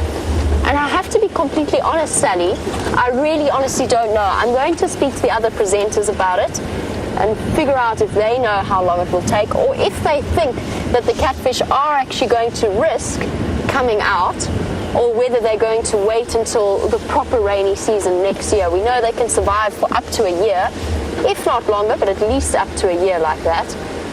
And I was going to go down here, but I've just changed my mind, and I'll show you why. Just if we can have a look at what's happened to this road. The roads are completely waterlogged. Now that's one vehicle's passage through there. I don't want to add to it. Already I'm driving in low range just to try and minimize the amount of acceleration I have to do, so therefore the trenches that I dig in the road. I was going to go that way, and I was going to show you the view over the dam wall, but my apologies, we're not going to add. They've just fixed this patch for everybody. I don't want to make it any worse. I'd feel terrible. That's just pure bad manners. They've spent so much time and effort making that lovely bump and bolster so that the water doesn't run down and wash through those erosion channels.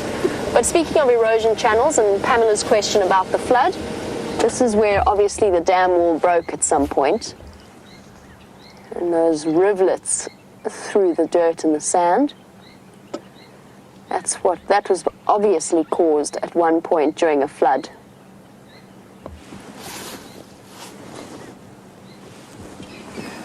Cat in Tampa didn't even realize that the Djuma Dam was meant to have water. Cat, as we drive along, we'll go past, we'll have a view of the lodge, and on a normal rainy season, the water should extend right up to the dam wall for a start, not sort of lap at the sides of it, and it should extend all the way up that drainage line towards and alongside Vuyatela Lodge. That is where the water should be at this time of year after a normal, and the biggest rains in my experience in this year, even though you have it fairly constant in a normal rainy season, my experience has been the biggest rains in the weeks of February and the beginning of March. And that's when the dams become really, really full to bursting point. So the water should extend all the way up to where we can see those dead trees sticking up out of the ground, if not further. And that's for Cat in Tampa. That's where the water should be. Interesting. It's a whole different world when it rains out here. Cat, the other thing that you would be seeing when we're on walks, when we're on bushwalks, or even just in this section here, there are parts of this place where the grass this time of year should be at least up to my knees, if not up to my waist. And so to see it basically barely here, because this is where all the animals have come to graze and to feed, that should be knee-high at least, if not taller, and filled with all manner of perennial plants and pretty flowers, bright red starzinnias. They would be on their way out now. Is there any water in here, actually? Let's investigate. Puddles. There are some puddles in this little seep-line spot.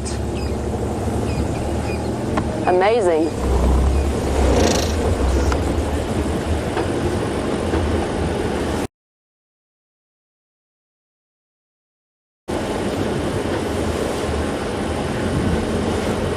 And as we leave Djuma Pan, Pamela was wondering what happened to Peter the hippo that we usually see in the pan. It's actually been a couple of days since we last saw him. My suspicion is that he moved on. There were two at one point. My suspicion is that he moved on towards Sydney's dam. He got tired of spending half his day with his back sticking out in the sun and was able to, because of the hippos that were removed, obviously there was therefore enough space for him to move in and to take advantage of that. When buffaloes have been past at some point, the ground is all churned up. I'll try and show you when I see a nice point. You can see that the buffalo herd has been through here. Not the greatest light, but you can see it's not, there's patches where they've kicked up the dirt. It's not great light for tracking, this flat grey light. You can see the soil's been disturbed, and you'll have to just take my word for it that it was buffalo coming through. And on the subject of Peter the hippo, who has now moved off and is no longer inhabiting the pan, an update on our friendly elephant, Mr. Asbo, who paid us another visit yesterday after my morning. I started my morning safari by just giving a demonstration as to what he'd done to the driveway before I chased him out so that I could leave. He has now tried or attempted to step on the pool deck, and consequently it is now broken. I think he learned his lesson though. He didn't try and move forward, luckily. He didn't try to carry on his movement. So let's see if these impala rams continue their little sparring session.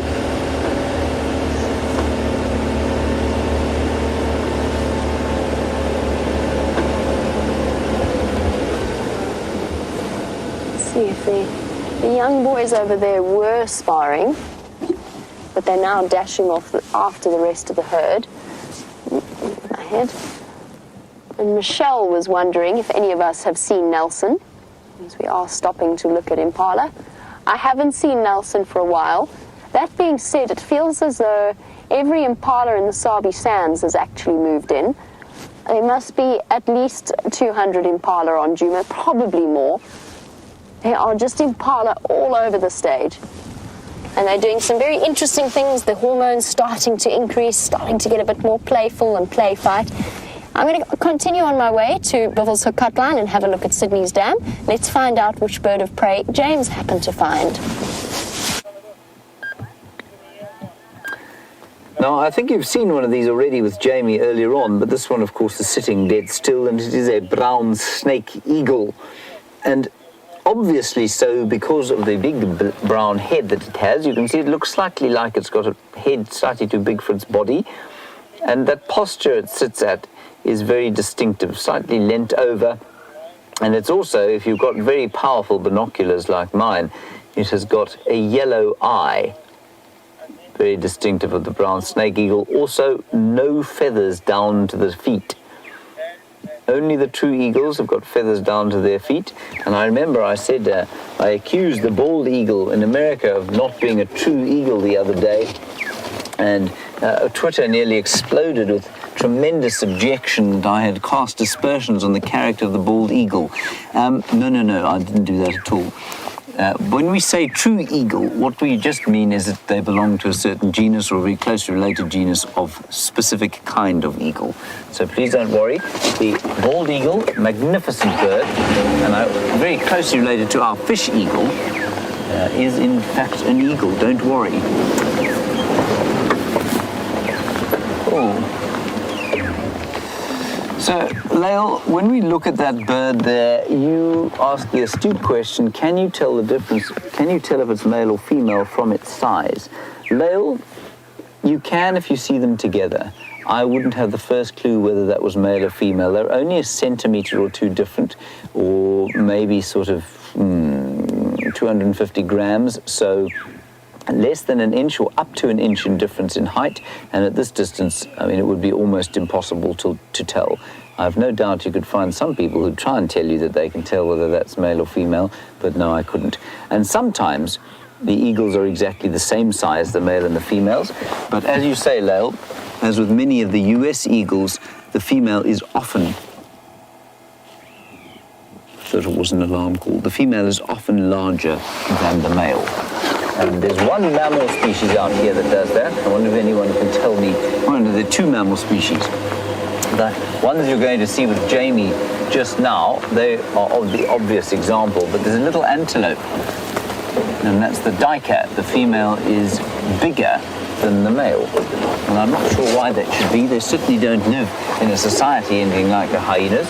They're totally solitary. So it's interesting that the female should be slightly larger than the male. We're going down into the Whitey drainage line now, and we're going to check one more road in the east of the property before we head further then to the west.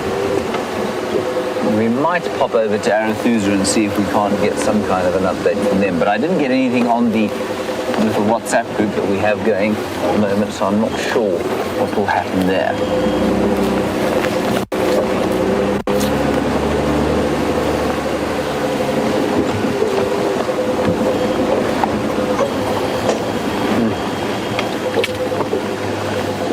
Now, James Richard, a very good question. The animals, you say, don't seem as playful as they normally would after the rain. Smelling. Something smelling. We haven't smelt something that has expired. James, you're absolutely correct. It is because of the colour, and not the colour, the cold. It's because of the cold, and because it's still blustery and still rainy. When the sun comes out, then you will see that playful behaviour. Let's just have a smell, everybody. Take a deep breath. Close your eyes. Go. I think we're quite close by to where Jamie saw that lion yesterday eating the hapless female impala who we think has died. Well, if it was the one that the lion was eating, she definitely died.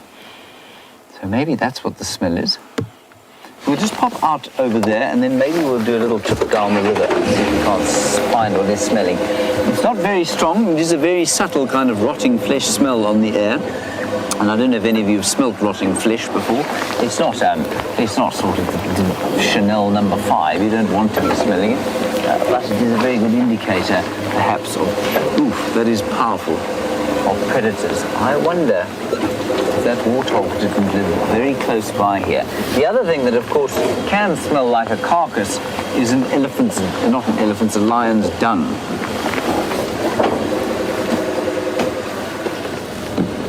So we'll just ease our way up here.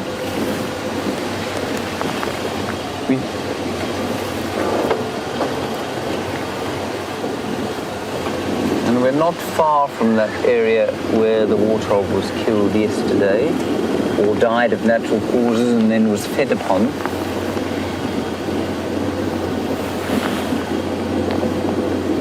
Just do a little loop around here, then we'll come back down into the drainage.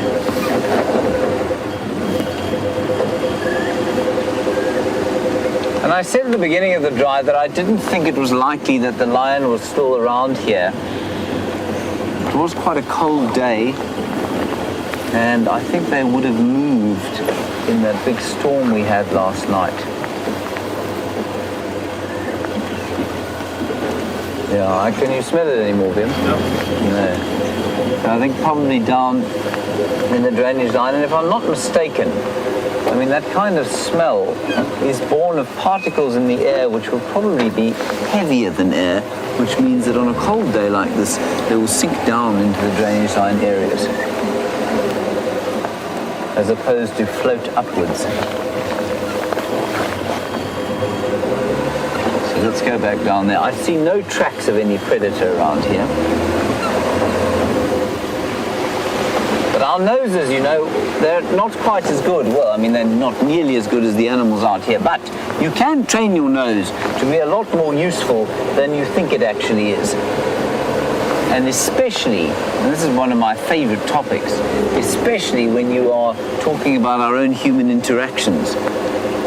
I find the smell of other people so distinctive. It really does affect the way I interact with people.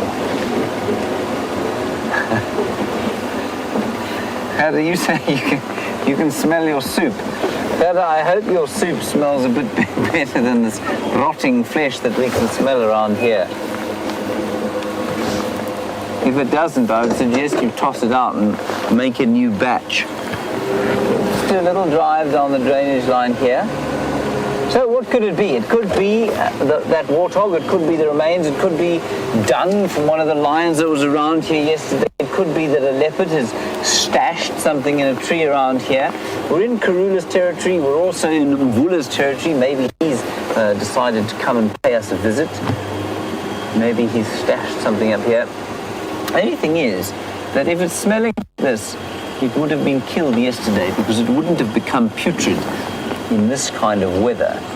And so I suspect that if it was a leopard, it may have been spotted here already last night because there was lots of activity around here yesterday. Any ideas, Bjorn? There's a bird flying away, so I think that was the brown snake eagle.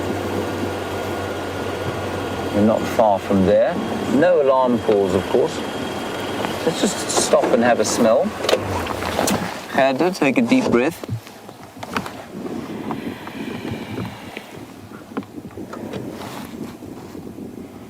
No, it doesn't smell here anymore.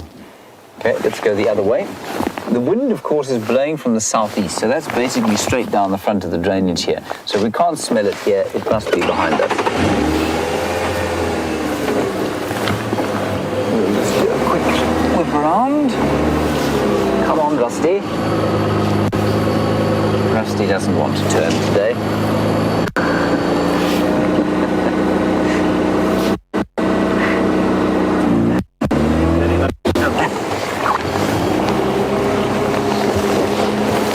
Katie, you're in South Bend, Indiana, and you're our second viewer from South Bend, Indiana. You know Lucy from South Bend, Indiana.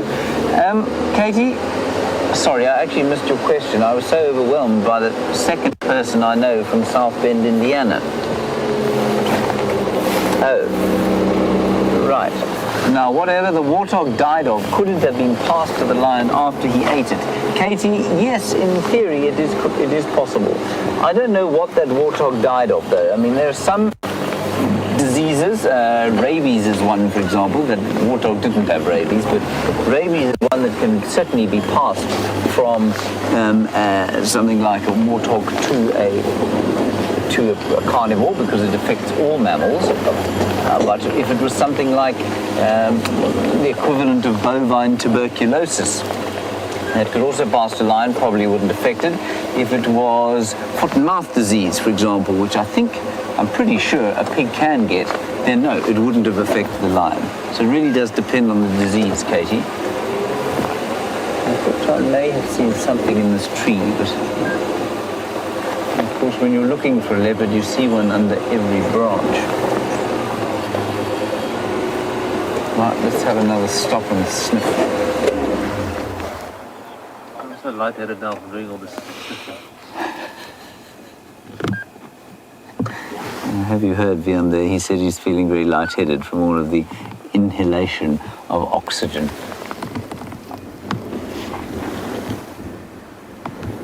No, I can't smell anything further around here. Now, Unfortunately, after rain like this, unless we have a truly spectacular confirmed sighting, we're not going to be driving off-road. So while I wouldn't mind going sort of driving in there to have a look-see, I can't do that at the moment, I'm afraid. Anyway, let's continue slowly up this way. I might go and have a poke about there on foot just now.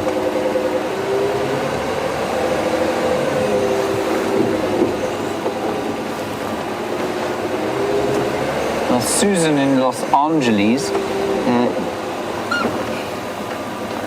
you're an astute safari goer and you want to know the difference between a warthog and a bush pig.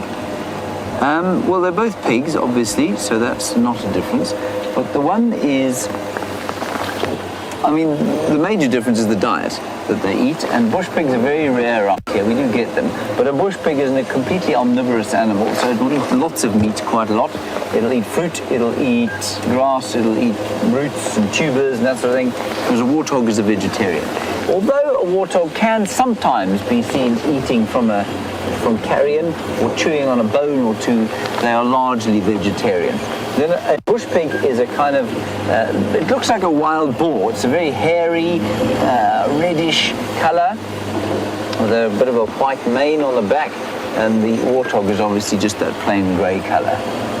So those are the major differences. We don't get them around here. They're very similarly sized. Now, I say we don't get them, they have been seen here once or twice, but not much.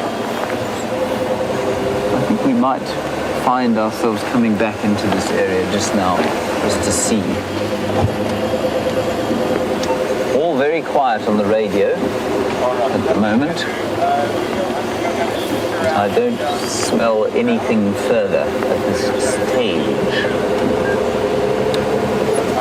There's a francolin up here. Look at the little francolins.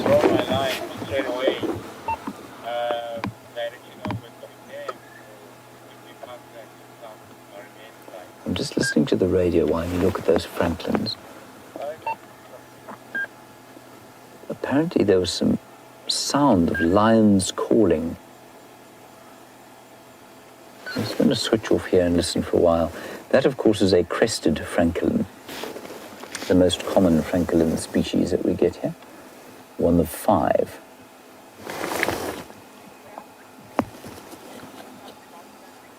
All right, let's quickly go across to the hyenas. They are out. We had to get here quickly because this hyena cub is out without any of the adults, and I think he's gone. Yeah, back into the den side. All seems to be really quiet at the hyena den. A shuffle for... Oh, hold on. I'm speaking very softly. Come on, baby. It's okay. It's all right. One of the madam's cubs. So brave enough to come and investigate all on its own, but definitely not going too far away from the den site itself. Little one, you're very brave. Don't often see hyena cubs outside of the den without one of the adults present, unless there is an adult around here somewhere, just maybe a little way off from the den.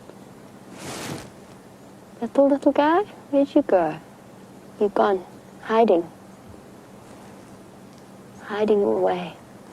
There's been a lot of buffalo activity around this den site. There's lots of tracks around here, lots of zebra tracks as well. And that's probably what sent the hyenas off on their way. The cubs have gone to ground. I can't imagine it's too comfortable down there at the moment, which is maybe why this cub is outside. It'll be a bit damp and a bit cold. Unless maybe they've got some tunnels that will be sheltered from the water runoff.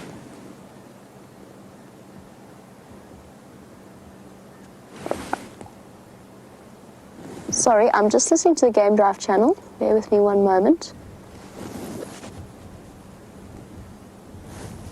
We just got a report from Andrew over the Game Drive channel, Andrew from Cheetah Plains, and that is that there are lions calling. He heard lions to the south, almost due south of where we are now, quite close to the corner of Djuma and Arathusa. He also thought he heard lions calling more towards Twin Dam side, which we've come all along, but that could well be the Nkuhumas. I know Sorry, just listening to James now as well. He's just checking up. I think he's also going to be following up on those line calls. And since there's no hyena activity here, I think we're going to leave and we'll travel down Impala Plains towards where Andrew heard the first set of calls, and I'm sure James will investigate on his side. I actually don't want to be here for too long if the cubs want to come out without the mothers around. I don't want to stress them out or cause an extra distraction, or in fact even cause them to come too far out of the den site to investigate us without adult supervision, especially on a wet, windy day like today. Just better play it safe rather than sorry. I will leave them for now.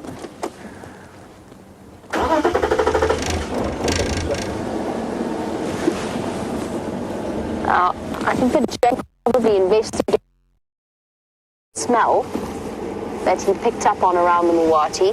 I wouldn't be surprised at all, let me phrase it that way, if the Nkuhumas managed to kill last night. On a windy evening, dark and cold, they were hungry. They were very hungry looking. And the lioness that Brent was with, he had one of the Nkuhuma lionesses, Amber Eyes, calling to the rest of the pride. She was also apparently looking like she could use a good meal. And careful there, Brian, sorry. Don't want to stab you in the bottom with a monkey orange.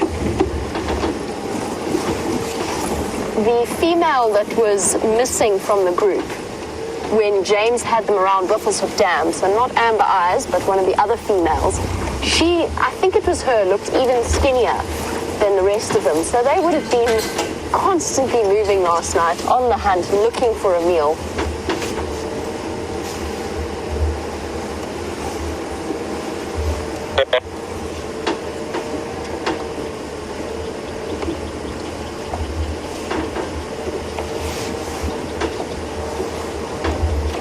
Sorry, guys.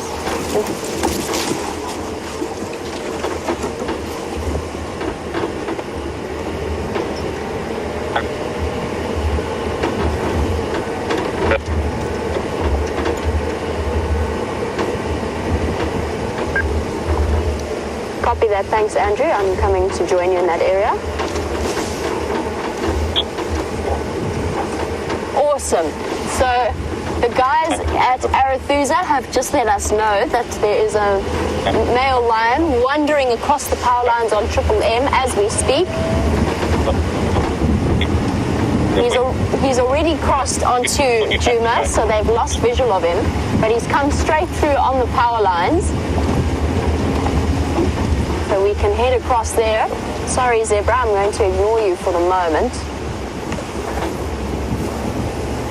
He's obviously calling to other lions, and he could well be calling to the Nkuhuma lionesses.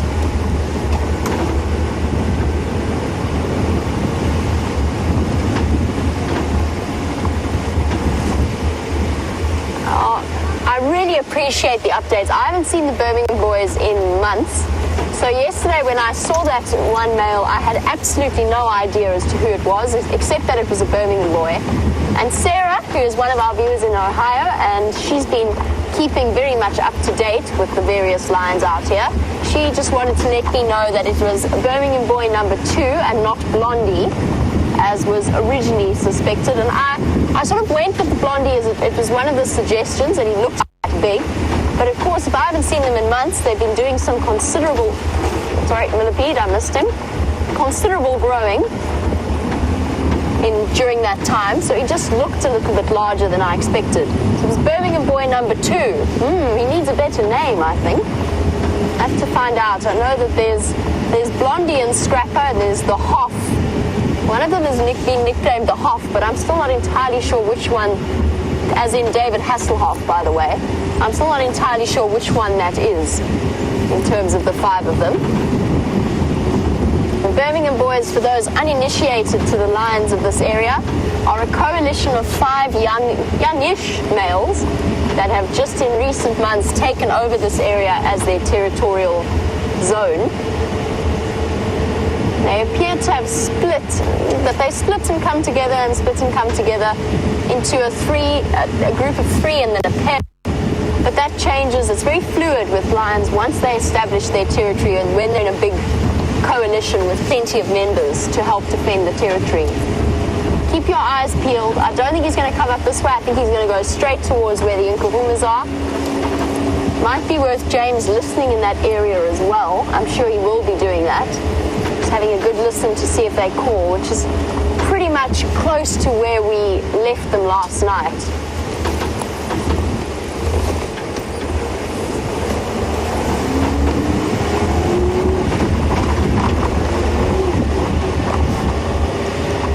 Andrew for Jamie. Can I come and help you out in that area?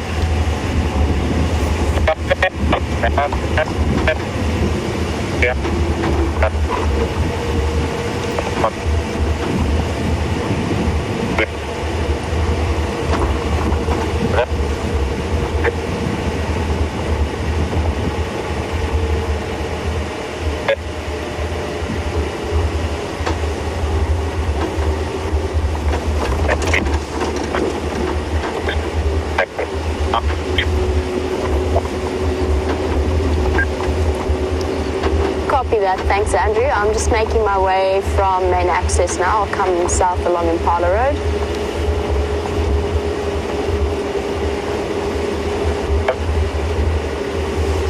Just double checking with Andrew exactly what that update was.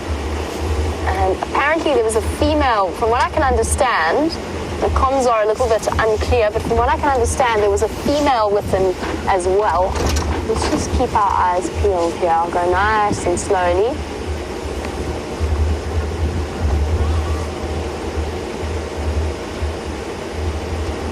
I know that James has been investigating the smell, so while I go and investigate and see where these lions have gone, let's find out if James has identified the cause of it.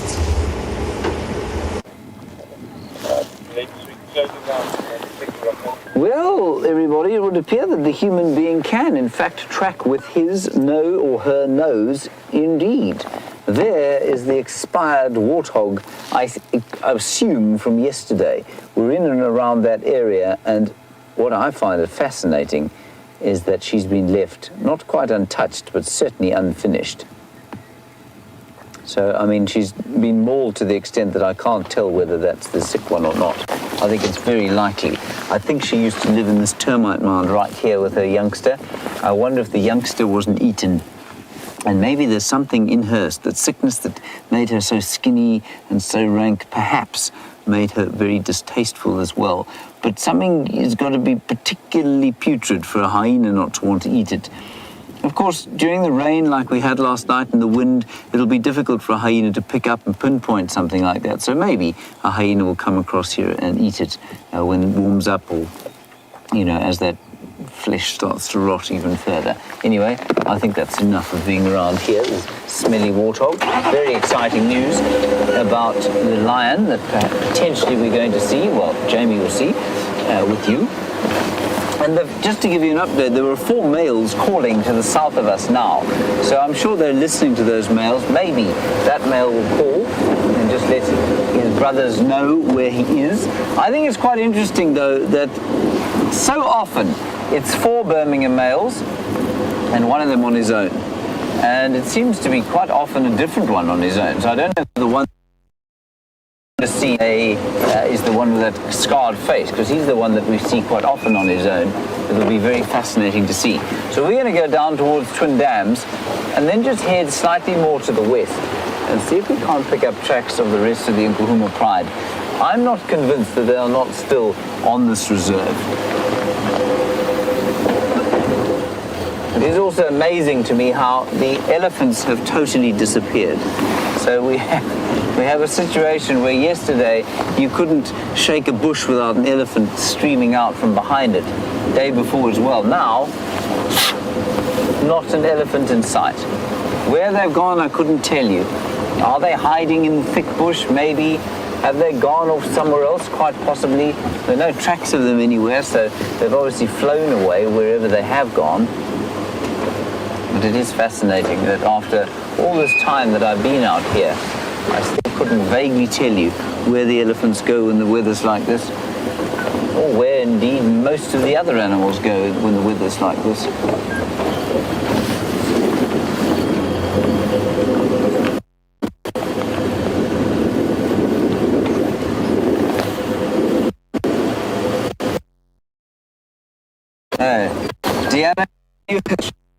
And we had a similar one, which don't hooves. You want to know whether or not animals ever fall into termite mounds or the excavated burrows that are termite mounds. Deanna, they don't. I'm sure they do from time to time, but it's not like, I'm assuming you're thinking of perhaps horses. And I know that when I used to ride horses, you had to be when you're out riding that you can step in a rabbit burrow or perhaps an aardvark hole, because of course a horse can then break its leg. I'm sure it must happen from time to time. Termite mounds, no, not an issue, I wouldn't say. I would definitely say that aardvark burrows, though, could be an issue. So aardvark will often not just excavate termite mounds, they'll excavate ant nests, which are not above ground, and so they can leave holes, which are quite difficult. And then over the years, those holes kind of fill in, and then you can stand on them and the ground will subside. And it can cause nasty injury if you happen to be running at a great speed. But not inside termite mounds, no. I think that's highly unlikely. Remember, termite mounds are built of, I mean, it's almost concrete-like stuff. It really is very hard indeed, and it's one of the reasons that only an aardvark is able to open them up and feed from termites initially. Once the aardvarks open them up, of course, then lots of other things will go and eat termites. The most voracious predator of termites, of course, are ants. Ants love to eat termites. It's very nasty to them. I always feel very sorry for them because it seems that the ants always have one up on the termites, despite the soldiers and their fearsome-looking mouth parts. Now, many of you would have seen them biting into my skin as I sacrificially gave of my skin for the school drive. I thought that was very nice of me, don't you, Liam? Yes. Yes. Liam didn't hear what I said there. He just said yes, of course, as a matter of course. And it amazes me how ants don't seem to be affected by those pincers at all. They go in there, 3 or 4 to a soldier termite, wipe them out, and then they go in and steal the young termites. And I've never seen a termite win the battle against the ants. It's always the ants that seem to be a very successful Viking raiding party. I have a children's show coming up in my mind, Ragnar the Ant.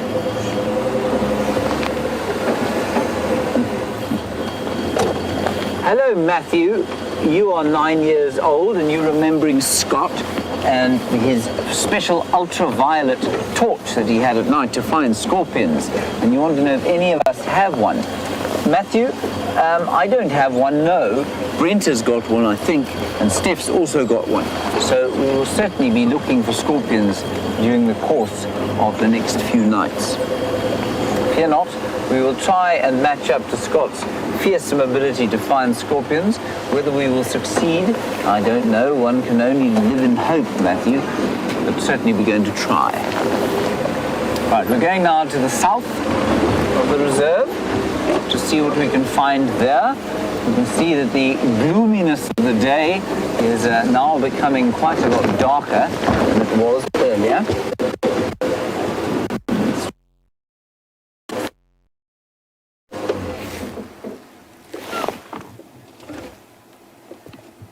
Just always good to stop and listen on a day like this, or any day really. See if you can hear any alarm calls, any bird calls. The birds, of course, are completely silent.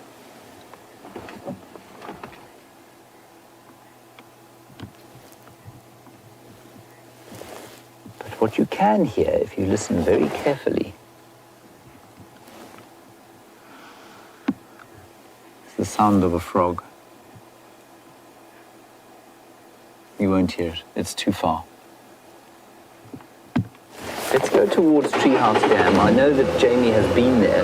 Not too far, but I wonder if there's the frog calling from there. I don't think I've heard the frog from there. I'm sure there's a puddle around here where there's a frog calling. But there will be some frog activity. Now, we've had almost no frog activity this summer, which has been a bit sad. It would be very nice to have some frogs.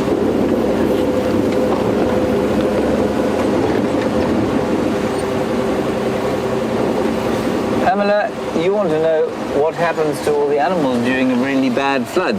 Pamela, remember that, I mean, if we had a really bad flood, if Liam just pans off to the left there, if we had a really bad flood, I mean, this area wouldn't be affected. It's nowhere near a major river. It's nowhere near a major drainage system. While it might wash away, say, Treehouse Dam, which is not fed by, but it is fed by this drainage line, but the other side of it, it might wash away the dam, but the animals will just get away and go to sort of higher ground, and they'd be fine. I think it would hardly affect them at all. You know, the animals living closer to the really big rivers, crocodiles and hippos actually are affected by floods far more than, say, impala or nyala or any of the other animals that can move away from the rivers very quickly. Remember, the rivers, when they come down in flood here, they come down at an incredible speed. They come very fast. And so animals can get caught in them, especially if they happen to be largely aquatic, which crocodiles and hippos are. But most of the other animals will just come up onto sort of ridgecrest area like this, grin and bear the cold and the rain, and then they'd be fine. Thank you, Pamela, for that. Right, here we are at Treehouse Dam, where there is absolutely nothing going on at all. I think we'll just stop here and have a listen, see if we can hear those froggies.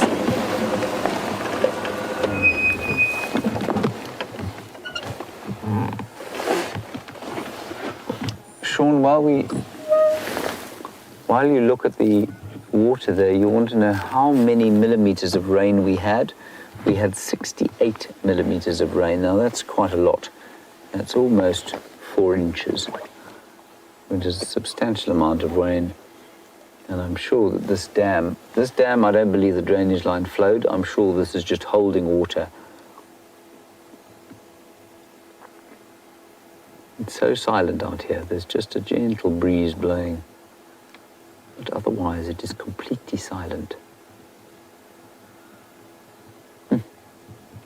It won't be as soon as the sun comes out.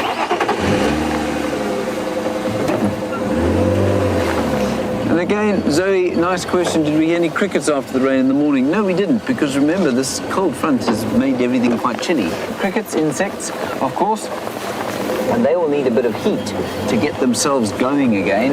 And so when the heat comes, then we will start to hear the crickets again and a lot of the other insects. So normally we'd have like an afternoon thunderstorm, and it would be warm as soon as it cleared off, and there'd be stars out, and then you'd have lots of crickets because it'd be a bit warmer. But this is a kind of really heavy front that's sitting down on us. It almost feels like we're driving through the cloud here. So not much in the way of crickets. And we're expecting some more rain. And we were chatting to Michael Grover, who is the ecologist for the area, and he said that the storm, was a large storm over Pretoria about 2.5 hours ago, and that normally will take between 6 to 10 hours to get from Pretoria, which is the capital of South Africa, all the way down here to the Lowveld. So, I mean, that was at, what was that? That was about 3 o'clock. No, 4 o'clock. So 10 hours after that, we're looking at,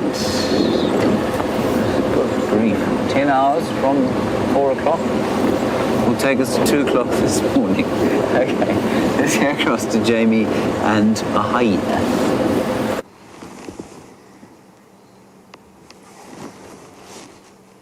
Here goes a hyena walking away into the bushes. Now, when I first saw him, he came dashing out from my right, and I'm just wondering whether, because we've come to exactly where the lion would in theory have popped out, and I wonder if he's not running away from the presence of the lion. Let's go check. So Andrew and I have both been looking. Originally the lion was calling, the male lion was calling repeatedly as he walked across the road. He was coming in this direction. Oh, the rain's coming. Now, I've just got an update as well that the Nkuhumas are on Simbambili, so that is where they are. There's rain streaming in to the east of us. It's coming our way rapidly. I think it would be a good idea if James started making his way in this direction as it is. Maybe he can come and help us check the western edge of quarantine while we drive along Zoe's road. Let's just double check and see if this lion hasn't popped out somewhere around here. Keep your eyes peeled. Yes, so the Nkuhumas are on Simbambili. They were found earlier this afternoon. I don't think they have a kill, but I could be completely wrong about that. It was just a little bit of an update that we received. But there was a male walking across in this direction. It sounds as though they found 4 Birmingham boys around Ingwe Mati, which is further to the southwest of us. Oh, we've just got to see if this male... The hyena was in a hurry. Let's put it that way. He jogged a little bit and then did the sort of the standard run, the fast walk that hyenas often do when faced with lions. Let's just see. All eyes peeled, many eyes better than one. Where are you, boy? Let's see if we can't get a glimpse before the rain sets in. There's that sudden drop in temperature. And on a cool day like today, lions can move about at any time of the day. All of the normal rules in inverted commas, go straight out of the window. You get all manner of animals wandering about. That's odd. We would have heard them. So he hasn't passed through here. And you don't mess with an impala's eyesight. Impala will see a lion coming at 100 meters through the bush. And they haven't made a peep. So maybe I was mistaken about the hyena running away from a lion. I'm almost certain with this number of impala around, we would have heard them alarm calling.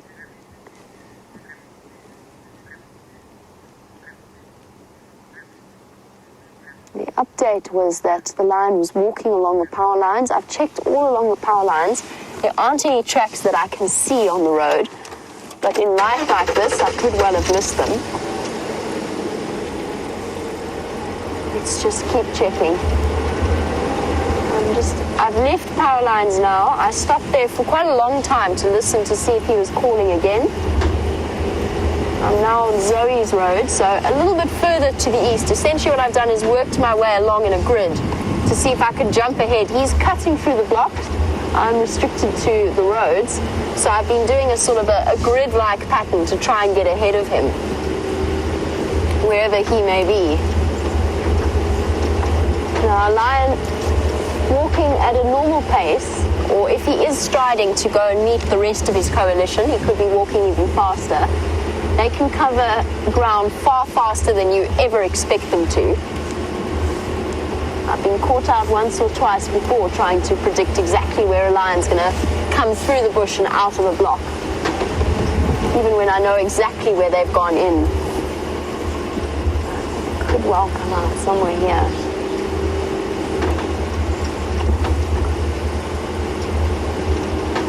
It'd be very nice if he would call for us at some point now.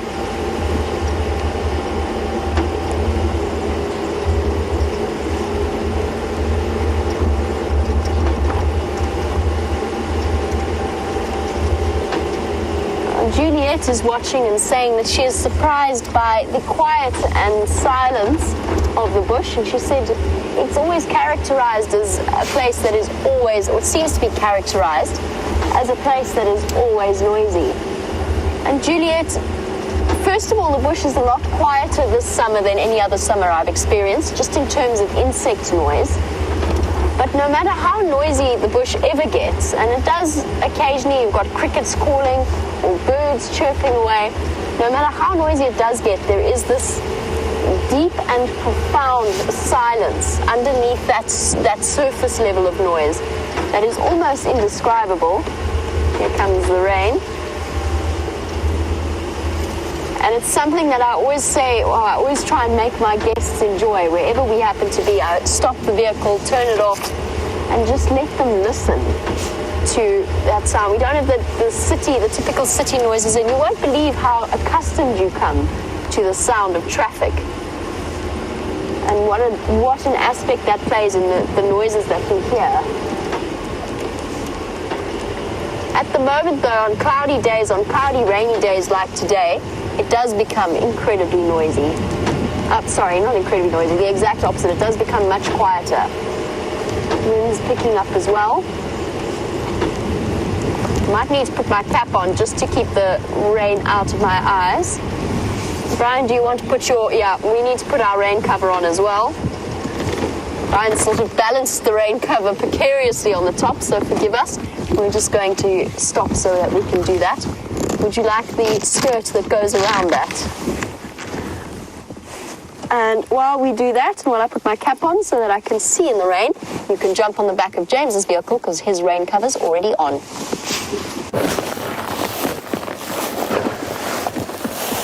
My rain cover is on, everybody, but Wiem's is not quite on yet. He is just quickly putting it on behind us, and then we will be off into the squall. A thick Scotch mist has descended upon the Lowveld. We're very afraid of rain out here, of course. We're not used to it. Wiem, are you ready? Hear me, this hood is a bit ridiculous. But it does hide my bald spot, of course. Kirsten, how are the sound levels? I'm not sure what they're like within my, within this...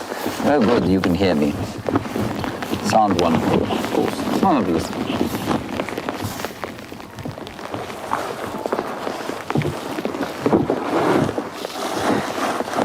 Now, Leopard, this is the million-dollar question, of course. What on earth are you doing, man? My roll of toilet paper. Your roll of toilet paper. This is not the time for that. Oh, I see you want to wipe the lens. Right, okay. Here, you can use my hat. Leopard, while we drive along, I'm going to get a little bit closer to home, just in case that this squall doesn't abate. You want to know about whether or... Oh, there we go. Liam's found his loo paper. You want to know if the grass is going to have a chance to get tall or not. Leopard, we're in March. Now, even if we get into winter and we have a flash of rain, sometimes there is a flush of green. But that is normally so that the plant can build up carbohydrate reserves, not so that it can put up the culms or stalks on which the inflorescence and seeds will grow. So no, I don't think the grass is going to get tall at all. I think that it is going to become green and it will become a bit thicker and spread out a bit, but I don't think it's going to put up or expend the energy to make the seeds. Remember, to make seeds and to make the stalks that the seeds go on is very expensive for the grass plant, and it can only do that if it's built up sufficient reserves. The only way it can build up sufficient reserves is if it's got leaves, which in turn it will use to gather carbohydrates in the underground storage systems in the plant. I mean, you can't believe how fascinating actually a grass plant is. But for most of you, you'll be yawning immediately and going to sleep. But for those who aren't, a grass plant is actually a fascinating thing, and you will find that despite the fact that we have had lots of rain now, I really don't think that they're going to have built up sufficient reserves to put up the seeds and culms. Hello, kudu. Gee, this is a big fellow. Look at him. Isn't he wonderful? Look at this beautiful kudu bull. Now, the other thing you'll notice about these kudu, as Steph pointed out to me the other day, is that their necks are getting very thick. And their necks are getting very thick because they are too going into the rut, their rut, which isn't quite as obvious as the impala rut, but it is going to happen. And I think you'll also find that's why they are so confiding at the moment. They're prepared to walk past us. They're not that worried about going past us. Normally they'd run away. But today he seems to be completely happy about it, and I suspect it's because he's inundated with testosterone. Liam, where's my hat? I don't believe that this hood is working for me. You've lost my hat, haven't you? Sorry, everybody. We'll be with you in 1 second. Here we go. Liam, would you pan off me? I don't want people to be blinded by my bald spot there. You see how cleverly I did that? Nobody saw anything. As far as they're concerned, I have the hair of Scott Dyson and Novak Djokovic. Right, on we go. Of course, my lapel mic is now hidden underneath my jacket because it can't get wet. And so you may struggle to hear me, but I will try and talk into the back microphone and then it will be fine.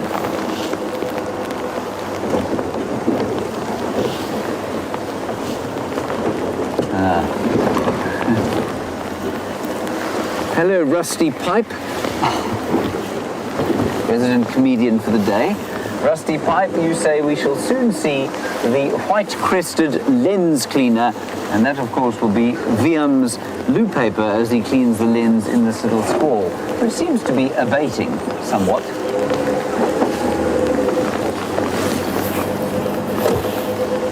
Now, the lions apparently were around the western edge of quarantine, and I suspect that they might come out into the open as it starts to get a bit darker, much as they did yesterday.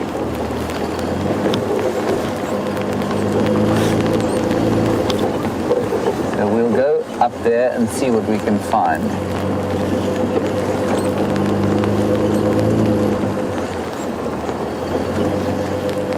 Hello, Deanna. You want to know about lions calling, and if a male lion calls, will he be calling to try and get hold of the female, or is he calling his brothers? What is he doing? A male lion's call is for two reasons. One, to contact other members of the coalition. So yes, he would want to contact the other members of the coalition, but largely it's for territoriality. So they do it when they are trying to mark territory. You won't call a female like that. Lions, when they make a contact call, it's much softer noise. And likewise with a female, they will only roar when they are being territorial. They won't want to roar to attract the attentions of males. Largely, they don't want the attentions of males because males are just a drain on resources unless they happen to be mating. Thank you, Diana. We're approaching quarantine clearings now. Into the squall we go, bravely. I mean, it's not raining very hard, everybody. It's just kind of drizzling a bit. But I think it will rain a bit harder a bit later.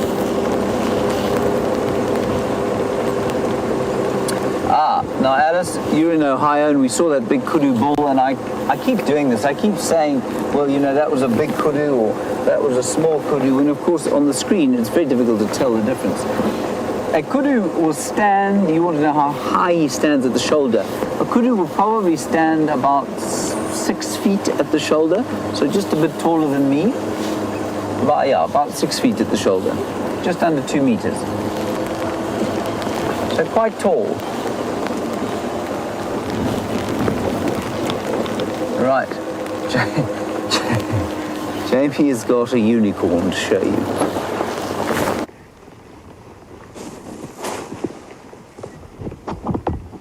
I do have a unicorn. Is it Nelson or is it not? Oh, no, wrong side, boy. He's looking up to the north of him. I wonder if they're not other impala alarm calling. I'm just listening for a second before I reposition. I can't tell if it's him or not. There is more than one horned impala on Djuma. Oh no, he turned. No. Come back, impala. Come back. Don't go. Don't go before you've turned around. Oh. Don't stop there either. That's exactly the wrong spot. There you turn your head, boy. Let's find out if you really are Nelson. Look how he's looking intently up in the direction that I have just come from.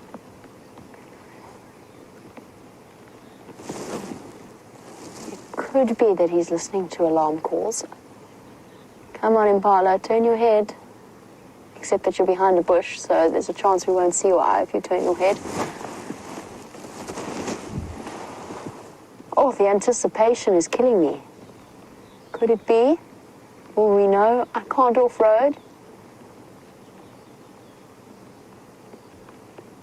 No, wrong direction. Yes, is it him? I think it's him. That looked like a damaged eye to me. A briefest moment. Didn't look like a normal impala. No, it is a normal impala eye. Never mind. Not Nelson, just a one-horned impala.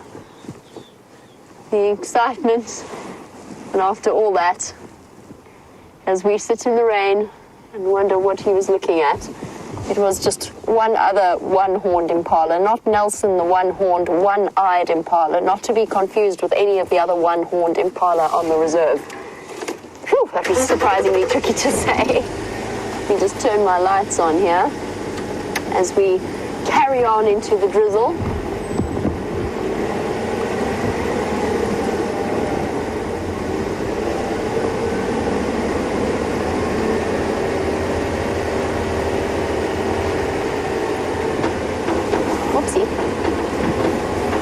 Now it's a little bit chilly this morning, as I'm sure Brian can attest to. And one of the wonderful things about this rain cover of ours is that it redirects the water very carefully away from all of our expensive equipment to my general sitting area. So whoever happens to be driving winds up with a slightly damp, not to put it too delicately, bottom. And it's an important way of redirecting the water to where it can't actually do any damage, because we are fairly waterproof as people. Oh, there it is. There we go. And it's a bit chilly, but not nearly as chilly as it gets in winter. And Kathy was wondering, how cold does it get in winter? And do we still see snakes at that time of year? And the answer is it gets okay, for us personally, I think we have a slightly skewed temperature scale. But it does seem to get really, really chilly. You start to shiver, but it's also the fact that we're in open vehicles, so the wind chill factor probably takes about 8 degrees off whatever temperature it happens to be. So it can get to close to 0 in in centigrade, which is 32 in Fahrenheit. So it can get fairly chilly first thing, especially since we're usually up and about before the sun peeks over the horizon. That being said, our winter days are probably the equivalent of summer in quite a few European countries and maybe some North American countries as well. They reach up to 25, 26, which puts it in the mid-70s Fahrenheit. So the days get fairly warm, and what that means for our snake population is that although they go into a period of what is known as estivation, where their metabolism slows down, they also are able to come out of that at times when it gets nice and warm, and they'll come out and bask, particularly around the roads where they've got nice unimpeded access to the sun. They'll come out and bask then. So we do still see snakes. They're not nearly as numerous as they would be in the summer months, but they are around.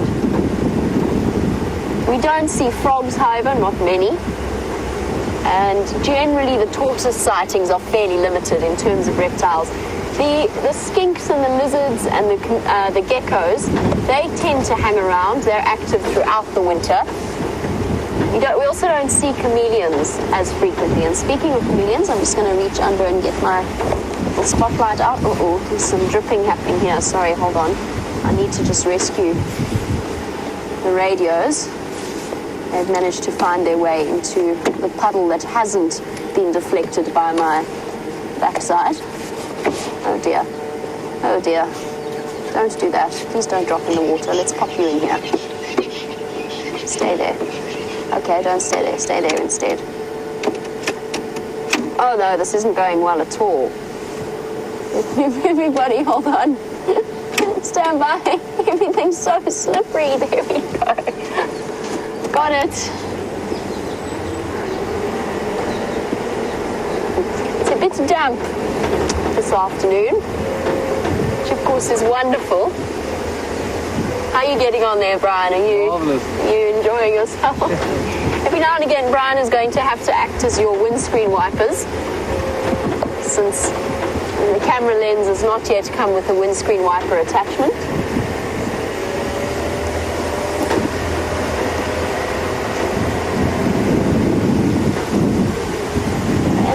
This lion decided to disappear off to.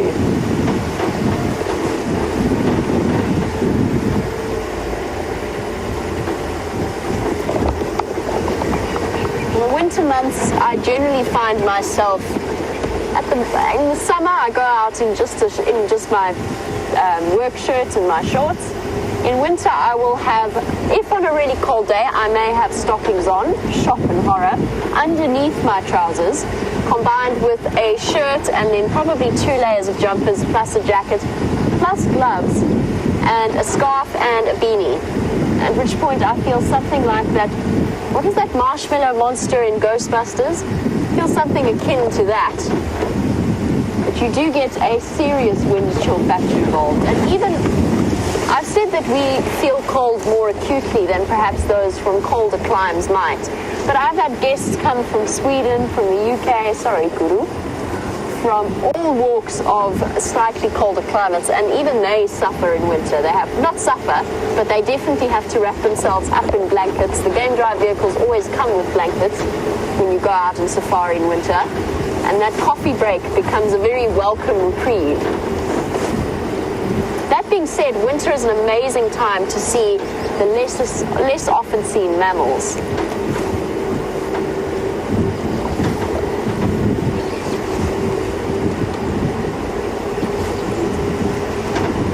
Forgive me if I don't... Here we go. We've noticed already, given the drought, that it's starting to look more and more like autumn. Okay, now it's raining, so we're going to have another green flush. But the bush willow leaves have already started changing colour and started going that orangey colour of autumn.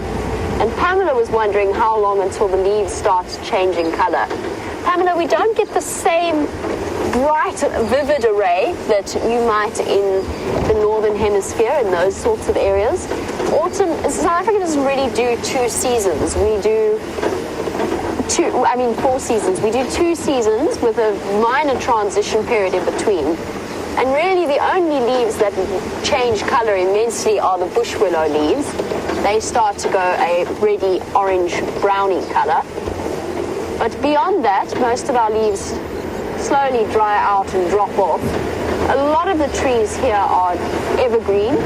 For example, the guari bushes are evergreen. The marula trees also don't tend to have as dramatic a colour change. They just slowly start to grey and then drop off. But that will be happening over the course, because it's happening earlier this year, I would say over the course of the next 2 months, depending on how much rain we actually get at the moment. Most of the leaves are gone by about June. And June is when the really cold weather starts to properly set in. Still a way to go yet, although I've noticed a serious, I know James was probably talking about this earlier, serious drop in the usual bird species, the migratory bird species that would still be calling in this region in a normal year. And winter is an amazing time because then you get the smaller nocturnal animals coming out earlier and earlier. But things like aardvarks, and the only time I've ever seen a pangolin, the first time I ever saw a pangolin was in midwinter. So it's a wonderful time to see the smaller, lesser seen creatures out and about earlier than expected. I'm going to continue on my search for this male lion. I'm really keeping fingers crossed he's going to pop out on quarantine kindly for us. In the meantime, let's find out how Mr. Henry is enjoying our current downpour.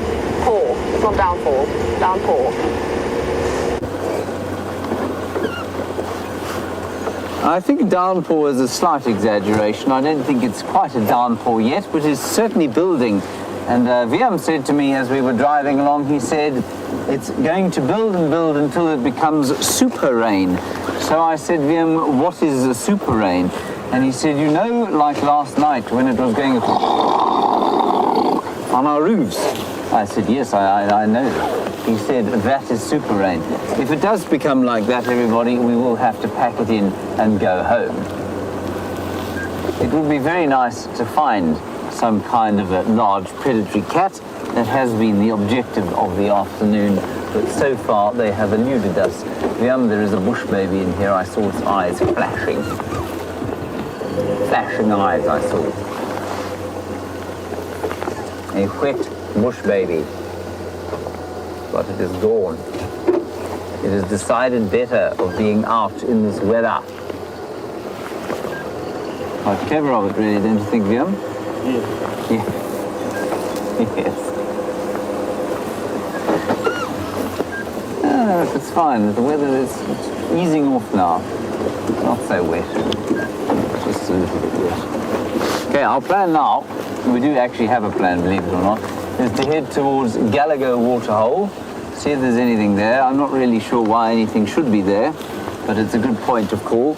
And then we're going to go past Djuma Dam and back up onto Quarantine, because I've got a feeling that those lions are going to pop out somewhere around there. I'm not sure why or how they were lost in the first place. I think if they ran away, that's very unusual behavior. But I'm not sure what happened. Because of course lions are not prone to running away from vehicles unless they're new to an area. And I would be very surprised if they were new.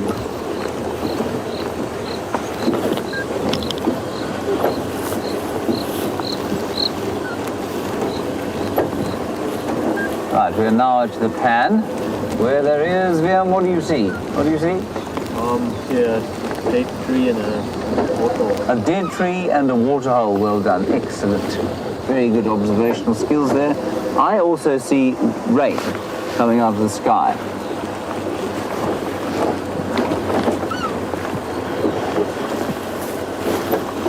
Not much in the way of chameleons.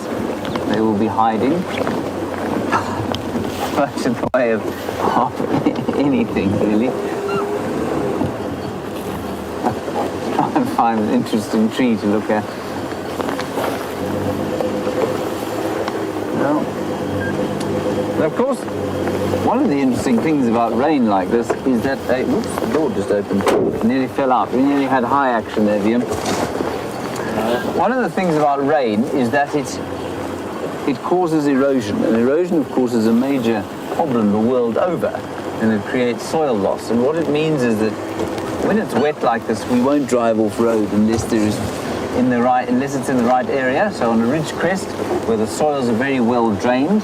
So if we saw a leopard in there, for example, we couldn't go driving off in there now. But if we find something on Quarantine, then we can do that. And one does have to take cognizance, I think, of the ecology of an area like this. Although, as we were chatting around the fire the other day, Steph and I were saying, you know, human beings have been around so little time, and we are so concerned about, or some of us are so concerned about the effects that we might be having on the environment by putting roads in the wrong place, or perhaps putting water here or not putting water there.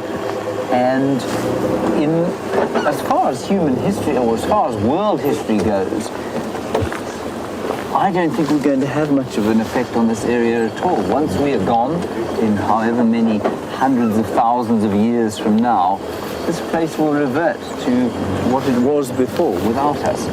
And so while we may have a fairly heavy impact while we're here, in the greater scheme of history, I think our effect will be almost negligible. There is a scrub here. Don't run away, please. You're the only thing I've seen. Please don't run away. No, gone. Oh well.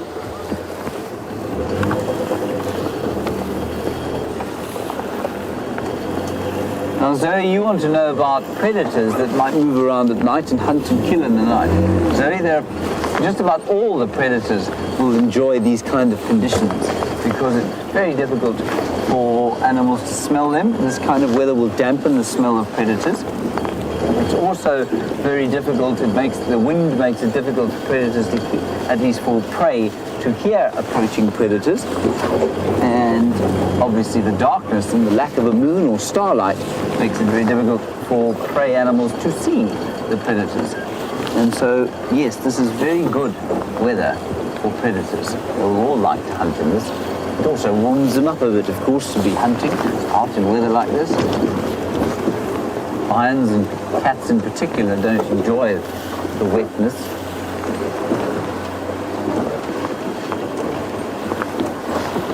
All right, apparently we have been told that we're going to close the show now. So thank you for your interactions with me this afternoon. Thank you, VM, for your patience in the weather. We're going to make our way home to the dry, and we'll see you tomorrow during the dawn light. Oh, well, it might be a bit of a misty dawn, really, at 05:30. Until then, stay safe and dry wherever you happen to find yourself in the world.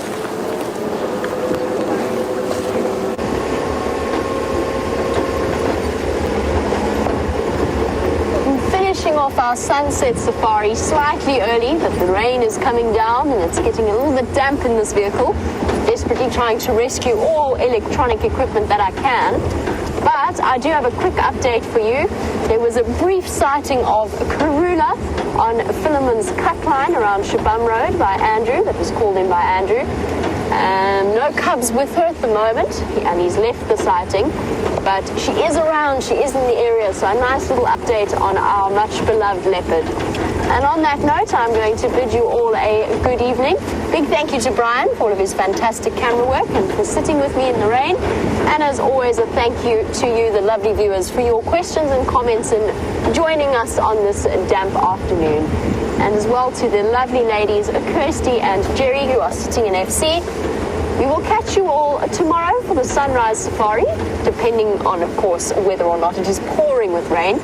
But we'll keep our fingers crossed and we'll keep you updated. Have a wonderful day wherever you are in the world, and we'll catch up with you tomorrow. Cheers.